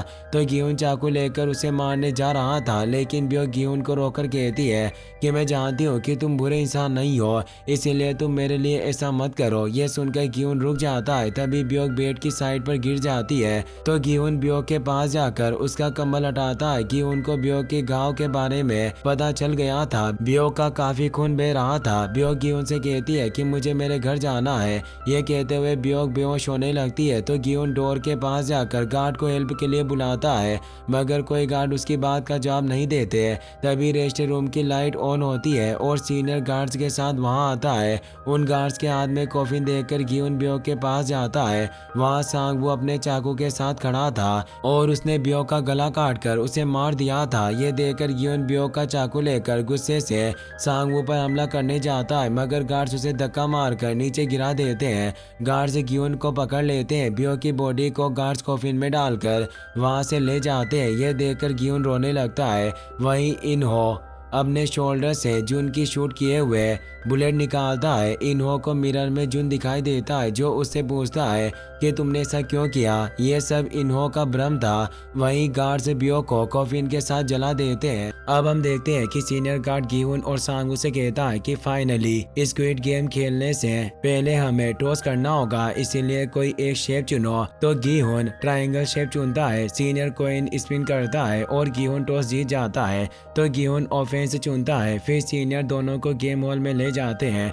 ये वही ग्राउंड था जहां गीहुन और बाकी प्लेयर्स ने फर्स्ट गेम खेला था। वही सारे वीआईपीज भी फ्रंट मैन के साथ ये सब देख रहे थे। वहां एक वीआईपी फ्रंट मैन से स्क्विड गेम के बारे में पूछता है तो फ्रंट मैन उसे बताता है कि यह गेम बच्चों का है और बहुत सालों पहले ये गेम कोरिया में खेला जाता था। उस वक्त बच्चे जितने भी गेम्स खेलते थे उनमें से स्क्विड गेम सबसे खतरनाक था। गेम जीतने के लिए तुम दूसरे प्लेयर्स को भी भी मार सकते हो, प्लेयर को मारने से तुम्हें कोई नहीं रोकेगा। वहीं सीनियर गिहुन और सांगवू को गेम के रूल्स बताता है कि ऑफेंस को डिफेंस से बचकर स्कीड के अंदर जाना होगा और जीतने के लिए ऑफेंस को स्कीड के सर को अपने पैर से टच करना होगा। डिफेंस को जीतने के लिए ऑफेंस को स्कीड से बाहर निकलना होगा और अगर गेम खत्म होने से पहले किसी भी प्लेयर को कुछ हो गया या वो मर गया तो दूसरा प्लेयर गेम जीत जाएगा। फिर गेम स्टार्ट होता है और गिहुन स्कीड के बाहर जाकर अपने शूज की लेस टाइट करके अपने हाथ में धूल ले लेता है। गिहुन अपने एक पैर पर चलकर स्कीड में आने की कोशिश करता है तो एक वीआईपी फ्रंटमैन से उसके बारे में पूछता है तो फ्रंटमैन बताता है कि जब तक ऑफेंस को स्कीड की नेक को पार नहीं कर लेता तब तक उसे एक पैर पर चलना होगा। वहीं गिहुन सांगवू को अपनी बातों में फंसाने लगता है तो सांगवू गिहुन पर चाकू से हमला करने की कोशिश करता है। तभी गिहुन सांगवू की आंखों में धूल डालकर स्कीड के दूसरी तरफ जाकर कहता है कि बचपन में अपने आप को खुफिया इंस्पेक्टर बुलाता था। तभी बारिश स्टार्ट हो जाती है। फिर सांगवू कहता है कि ब्योक वैसे भी मरने वाली थी, मैंने बस उसे आसान मौत दी। तो गिहुन कहता है कि ब्योक को बचाया जा सकता था तो सांगवू कहता है कि इसीलिए मैंने उसे मारा क्योंकि मैं जानता था कि ब्योक को बचाने के लिए तुम आगे गेम खेलने से मना कर देते। अगर तुम दोनों गेम खेलने से मना कर देते तो गेम खत्म हो जाता और मुझे बिना पैसों के यहाँ से जाना पड़ता। तो गिहुन कहता है कि तुम आज जिंदा नहीं होते अगर ब्योक ने मुझे तुम्हें मारने से रोका नहीं होता और पैसे लेकर मैं तुम्हें यहाँ से नहीं जाने दूंगा। ये कहकर गिहुन अपना चाकू लेकर सांगवू से लड़ने लगता है। सांगवू गिहुन को पकड़कर चाकू से मारने वाला था मगर गिहुन सांगवू के हाथ से चाकू नीचे गिराकर उसके फेस पर कट लगा देता है। गिहुन सांगवू के चाकू को लात मारकर स्कीड के बाहर निकाल देता है तो सांगवू अपना जैकेट उतारकर गिहुन से लड़ता है जिससे गिहुन के हाथ से चाकू गिर जाता है। सांगवू गिहुन की आंखें दबाकर उसे स्कीड से बाहर निकालने की कोशिश करता है मगर गिहुन उसके सर पर मारकर बच जाता है। दोनों लड़ने लगते हैं। वहां लड़ते हुए सांगवू को चाकू मिल गया था तो उसने चाकू गिहुन की थाई और पेट में घुसा दिया था जिससे घायल होकर गिहुन नीचे गिर गया था। फिर सांगवू कहता है कि क्या तुम्हें यह ग्राउंड याद है जहां हमने red light green light game खेला था और जितने भी प्लेयर्स यहाँ उस वक्त थे वो सब मर चुके हैं, उनमें से अब हम दोनों ही जिंदा बचे हैं लेकिन अब हम दोनों में से भी कोई एक ही जिंदा बचेगा। ये कहकर सांगवू चाकू से गिहुन पर हमला करता है। हमले से बचने के लिए गिहुन अपना हाथ सामने लेकर आता है जिससे चाकू उसके हाथ में घुस गया था। फिर गिहुन सांगवू के पैर को अपने मुंह से काटकर उसे दूर करके बहुत मारता है जिससे सांगवू बहुत घायल हो जाता है। फिर गिहुन अपने हाथ से चाकू निकालकर सांगवू पर वार करता है मगर गिहुन सांगवू पर वार नहीं करता और चाकू को साइड में गाड़कर गेम खत्म करने जाता है। गिहुन स्क्विड के सर के पास जाकर खड़ा हो जाता है। सीनियर आकर सांगवू पर गन पॉइंट कर देता है तो गिहुन सीनियर से कहता है कि प्लेयर एग्रीमेंट के थर्ड रूल के हिसाब से अगर हम दोनों चाहे तो यह गेम खत्म कर सकते हैं, मैं यह गेम खत्म करना चाहता हूँ। तो सीनियर फ्रंटमैन से पूछता है कि गिहुन गेम खत्म करना चाहता है। यह सुनकर सारे वीआईपी हैरानी से कहते हैं कि जीत के इतने करीब होने के बाद भी ये सारे पैसों को छोड़ रहा है। वहीं सांगवू गिहुन से कहता है कि बचपन में जब हम गेम्स खेलते थे तो हमारी मॉम हमें खाना खाने के लिए बुलाती थी लेकिन अब हमें कोई नहीं बुलाता। यह सुनकर गिहुन रोते हुए कहता है कि मेरे साथ घर चलो मगर सांगवू गिहुन से माफी मांगकर चाकू अपने गले में घुसा लेता है। मरते हुए सांगवू गिहुन से कहता है कि मेरी मॉम का ध्यान रखना। सांगवू की मौत से गिहुन बहुत रोता है। अब गिहुन गेम जीत गया था और सारे पैसे उसके हो गए थे। वहीं सारे वीआईपीज भी अपने मास्क वहीं छोड़कर चले गए थे। वहीं गिहुन इनहो के साथ उसकी कार में था। गिहुन की आंखों पर पट्टी बंधी हुई थी। गिहुन पूछता है कि तुमने हम सब के साथ ऐसा क्यों किया तो इनहो कहता है कि तुम्हें घोड़ों की रेस पसंद है ना, उसी तरह तुम लोग हमारे लिए घोड़े हो। मुझे नहीं लगा था कि तुम गेम के एंड तक पहुंच पाओगे। तो गिहुन कहता है कि तुम हो कौन, मगर इनहो उसकी बात का कोई जवाब नहीं देता और अपना मास्क पहन लेता है। तभी कार में बेहोशी की गैस रिलीज होती है और गिहुन बेहोश हो जाता है। इनहो की कार शिप में थी। वहां से इनहो गिहुन को उसके शहर में लाकर रोड में छोड़ देता है। गिहुन बेहोश था और उसके हाथ पैर बंधे हुए थे और आंखों पर पट्टी थी। वहां एक आदमी गिहुन के पास आकर उसकी आंखों से पट्टी खोलता है। गिहुन को होश आता है। तभी गिहुन के मुंह से एक एटीएम कार्ड निकलता है। गेहून कार्ड लेकर एटीएम मशीन में जाता है। गेहून को कार्ड की पिन याद नहीं थी तो उसने अपने प्लेयर नंबर 0456 डाले। गेहून ने मशीन से 10,000 वोन निकाले और उसका बचा हुआ अकाउंट बैलेंस 45 बिलियन से ज्यादा था। वहां से गेहून अपने घर जाता है। रास्ते में उसे सांगवू की मॉम मिलती है। वो गेहून को फिश देकर कहती है कि तुम्हारी मॉम 2 दिन से काम पर नहीं आई है और मेरा फोन भी नहीं उठा रही, शायद वो बीमार है। गेहून उनको फिश के पैसे देता है मगर वो पैसे नहीं लेती तो गेहून वहां से जाने लगता है। तभी सांगवू की मॉम गेहून से पूछती है कि क्या कुछ वक्त पहले तुम्हारी सांगवू से बात हुई है, मगर गेहून उन्हें कोई जवाब नहीं देता और वहां से चला जाता है। वहां से गेहून अपने घर आता है। घर की सारी लाइट ऑफ थी तो गेहून उसकी मॉम के रूम में जाता है। वहां उसकी मॉम फर्श पर लेटी हुई थी। गेहून उन्हें उठाने की कोशिश करता है मगर वो नहीं उठती तो गेहून उनके पास जाकर उन्हें देखता है, वो मर चुकी थी। गेहून रोते हुए उनके पास सो जाता है। अब हम 1 साल बाद गेहून को एक ट्रेन में देखते हैं। गेहून एक बेघर आदमी की तरह लग रहा था। गेहून को बैंक मैनेजर ने बुलाया था। मैनेजर कहता है कि कुछ वक्त पहले तुम्हारे अकाउंट में 45 बिलियन वोन आई थी और उन पैसों के बारे में तुमने हमें कुछ नहीं बताया। तो गेहून कहता है कि पैसों के बारे में तुम्हें क्यों बताओ। तो मैनेजर कहता है कि तुम्हारे पैसे अभी रेगुलर सेविंग अकाउंट्स में है और उस अकाउंट में ज्यादा इंटरेस्ट नहीं मिलता। हमारे बैंक ने कुछ वक्त पहले तुम जैसे वीआईपीज के लिए एक सर्विस शुरू की है, उसके बारे में तुम्हें बताना था। ये बात सुनकर गेहून उठ जाता है तो मैनेजर को लगता है कि गेहून गुस्सा हो गया, लेकिन गेहून मैनेजर से 10,000 वोन उधार मांगता है तो मैनेजर उसे पैसे दे देता है। पैसे लेकर गेहून वहां से चला जाता है। उन पैसों से गेहून रात को नदी किनारे बैठकर ड्रिंक कर रहा था। तभी वहां एक लेडी फूल लेकर आती है और गेहून को फूल खरीदने के लिए कहती है तो गेहून उससे फूल खरीद लेता है। उस फूल पर एक कार्ड था, वो वही कार्ड था जिससे गेहून और बाकी लोग गेम्स खेलने गए थे। कार्ड पर एक एड्रेस था, वो कार्ड खानबू ने भेजा था। गेहून उस एड्रेस पर जाता है। वहाँ गेहून को इलनाम प्लेयर 01 मिलते हैं। इलनाम बीमार थे और उनके पास हॉस्पिटल की मशीन से लगी हुई थी। इलनाम गेहून से पानी मांगते हैं तो गेहून उन्हें पानी पिलाकर पूछता है कि आप कौन हैं और क्या आप भी इन सब गेम को खिलवाते हैं, मगर इलनाम उसका कोई जवाब नहीं देते और विंडो से गेहून को बाहर सड़क पर बैठे हुए एक भिखारी को दिखाकर कहते हैं कि उसके पास रहने के लिए घर नहीं है। अगर वो वहीं बैठा रहेगा तो ठंड की वजह से मर जाएगा और कोई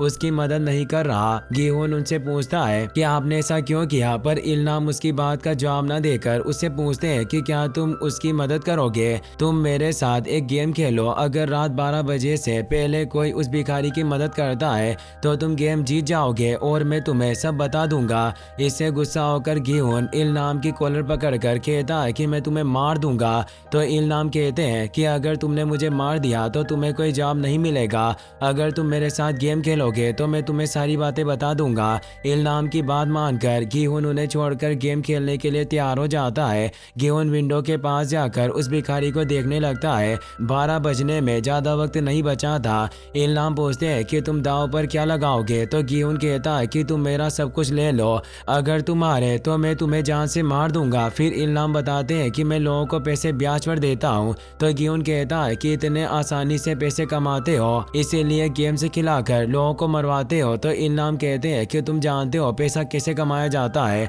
पैसा कमाना आसान नहीं होता। तो गेहून कहता है कि मुझे ये भी नहीं पता कि तुम झूठ बोल रहे हो या फिर सच, क्या पता तुम्हारा असली नाम इलनाम ना हो। तो इलनाम कहते हैं कि मेरा असली नाम इलनाम ही है और ये भी सच है कि मुझे ब्रेन ट्यूमर है। मैं ऐसे ही एक घर में अपने वाइफ और बच्चों के साथ रहता था। वहीं उस भिखारी के पास एक आदमी आता है। जो आदमी भिखारी के पास बैठकर उसे देखकर वहां से चला जाता है। उस आदमी को जाते देख इलनाम कहते हैं कि क्या तुम अब भी दूसरे लोगों पर भरोसा करते हो, जबकि गेम खेलते वक्त तुमने देखा था कि लोग पैसों के लिए अपने साथियों को धोखा दे रहे थे। तो गेहून कहता है कि तुमने मुझे यहाँ मिलने के लिए क्यों बुलाया। तो इलनाम कहते हैं कि मुझे पता चला है कि तुमने इनाम के पैसों का यूज नहीं किया और अब भी अपनी पुरानी बेकार सी जिंदगी जी रहे हो। तुम्हें अपनी किस्मत और मेहनत की वजह से वो पैसे मिले और उन पैसों पर तुम्हारा हक है। यह जिंदगी बहुत छोटी है। तो गेहून पूछता है कि तुमने ऐसा क्यों किया। तो इलनाम कहते हैं कि एक गरीब जिसके पास बिल्कुल पैसा नहीं होता और एक अमीर जिसके पास बहुत पैसा होता है, उन दोनों में क्या बात कॉमन है। उनकी जिंदगी में किसी तरह का कोई मजा नहीं होता, क्योंकि अगर तुम्हारे पास बहुत पैसे हैं फिर तुम चाहे उन पैसों से कुछ भी करो, पर आखिर में जाकर सब बोरिंग लगने लगता है। उसी तरह मेरे दोस्त मुझसे कहते थे कि उनकी जिंदगी में कोई मजा या खुशी नहीं बची है, इसीलिए हम सब इकट्ठा होकर सोचने लगे कि मजा लेने के लिए हम क्या कर सकते हैं। यह सुनकर गियोन कहता है कि यह सब तुम लोग सिर्फ मजे के लिए कर रहे थे, तो इल्हाम कहते हैं कि मैंने किसी को भी गेम्स खेलने के लिए फोर्स नहीं किया था, सब लोग अपनी मर्जी से गेम खेलने आए थे और तुम भी दोबारा अपनी मर्जी से गेम खेलने के लिए आए थे। फिर इल्हाम उस भिखारी को देखकर गियोन से पूछते हैं कि क्या तुम अब भी लोगों पर भरोसा करते हो, तो गियोन पूछता है कि तुमने खुद गेम में हिस्सा क्यों लिया। तो इल्हाम बताते हैं कि जब मैं बच्चा था तो दोस्तों के साथ बहुत मजे करता था, वो वक्त इतना जल्दी निकल गया कि कुछ पता ही नहीं चला, तो मरने से पहले मैं एक और बार उसी तरह का मजा लेना चाहता था, इसीलिए मैंने गेम में हिस्सा लिया। गियोन पूछता है कि क्या तुम्हें वो मजा मिला, तो इल्हाम कहते हैं कि तुमने मुझे पूछा था कि मैंने तुम्हें जिंदा क्यों छोड़ा, क्योंकि मुझे तुम्हारे साथ गेम खेलकर बहुत मजा आया। मेरी बचपन की यादें जिन्हें मैं भूल गया था, उन्हें तुम्हारी वजह से फिर से याद करके मुझे बहुत अच्छा लगा। इन सब चीजों के लिए तुम्हारा शुक्रिया। तभी भिखारी के पास पुलिस की कार आती है। पुलिस को वही आदमी लेकर आया था जो कुछ देर पहले भिखारी को देखकर चला गया था। तभी 12 बज जाते हैं और गियोन इल्हाम को बताता है कि वो लोग उसकी मदद के लिए आ गए, लेकिन इल्हाम मर चुके थे। मशीन में उनकी हार्ट बीट नहीं दिख रही थी। गियोन उनके पास जाकर कहता है कि तुम हार गए। ये कहकर गियोन वहां से चला जाता है। उसके जाने के बाद इन्हो वहां आकर इल्हाम की आंखें बंद करता है। इन्हो को पुरानी बात याद आती है जब वीआईपीस के आने पर इन्हो इल्हाम को बुलाने गया था। इल्हाम इन्हो से कहते हैं कि मेरी जगह तुम सारे वीआईपीस का वेलकम करो, क्योंकि गेम देखने से ज्यादा मजा गेम खेलने में आता है। फिर इन्हो इल्हाम की बॉडी को वहीं छोड़कर चला जाता है। वहीं गियोन सैलून में अपने बाल कलर करवाकर बियो के भाई सोहेल के पास जाता है। वहां से गियोन सोहेल को लेकर सांगवू की मॉम के पास जाता है। गियोन सांगवू की मॉम को एक सूटकेस देकर कहता है कि मेरे वापस आने तक इसका ध्यान रखना। ये कहकर गियोन वहां से चला जाता है। सांगवू की मॉम सोहेल को खाना देती है। ठंड बहुत थी तो सोहेल के स्वेटर के लिए सांगवू की मॉम सूटकेस खोलती है। सूटकेस पूरा पैसों से लबालब भरा था और उसमें एक चिट्ठी थी। उसमें गियोन ने लिखा था कि ये पैसे मैंने सांगवू से उधार लिए थे। इतने पैसे देकर सांगवू की मॉम गियोन को ढूंढती है, मगर वो चला गया था। वहीं गियोन ट्रेन स्टेशन पर था। वहां से गियोन उसकी बेटी हायोंग को कॉल करके कहता है कि मैं एयरपोर्ट पहुंचने वाला हूं। तभी गियोन को स्टेशन के दूसरी तरफ एक आदमी दिखाई देता है जो सेल्समैन के साथ दागची गेम खेल रहा था। सेल्समैन भी गियोन को देख लेता है। सेल्समैन को रोकने के लिए गियोन भागकर स्टेशन के दूसरी तरफ जाता है, मगर तब तक सेल्समैन ट्रेन में बैठकर जा रहा था। गियोन उस आदमी से वो कार्ड ले लेता है जो उसे सेल्समैन ने दिया था। वो आदमी कार्ड लेने की कोशिश करता है, मगर गियोन गुस्से से उसे मना कर देता है। वहीं गियोन एयरपोर्ट से अपनी फ्लाइट में जाता है। फ्लाइट में जाते वक्त गियोन उस कार्ड पर कॉल करता है। कॉल पर एक आदमी गियोन से कहता है कि गेम में हिस्सा लेना चाहते हो तो अपनी डीओबी बताओ। गियोन उसे अपनी डीओबी बताता है। इससे उस आदमी को पता चल गया था कि यह गियोन है। गियोन उस आदमी से कहता है कि मैं कोई रेस का घोड़ा नहीं, एक इंसान हूँ, इसीलिए मुझे बताओ कि तुम लोग हो कौन और लोगों को इस तरह क्यों मारते हो। मैं तुम्हें नहीं छोड़ूंगा। इस पर वो आदमी कहता है कि अगर जिंदा रहना चाहते हो तो फ्लाइट में चले जाओ, मगर गियोन फ्लाइट में नहीं जाता। और इसी के साथ ये एपिसोड यहीं पर खत्म हो जाता है।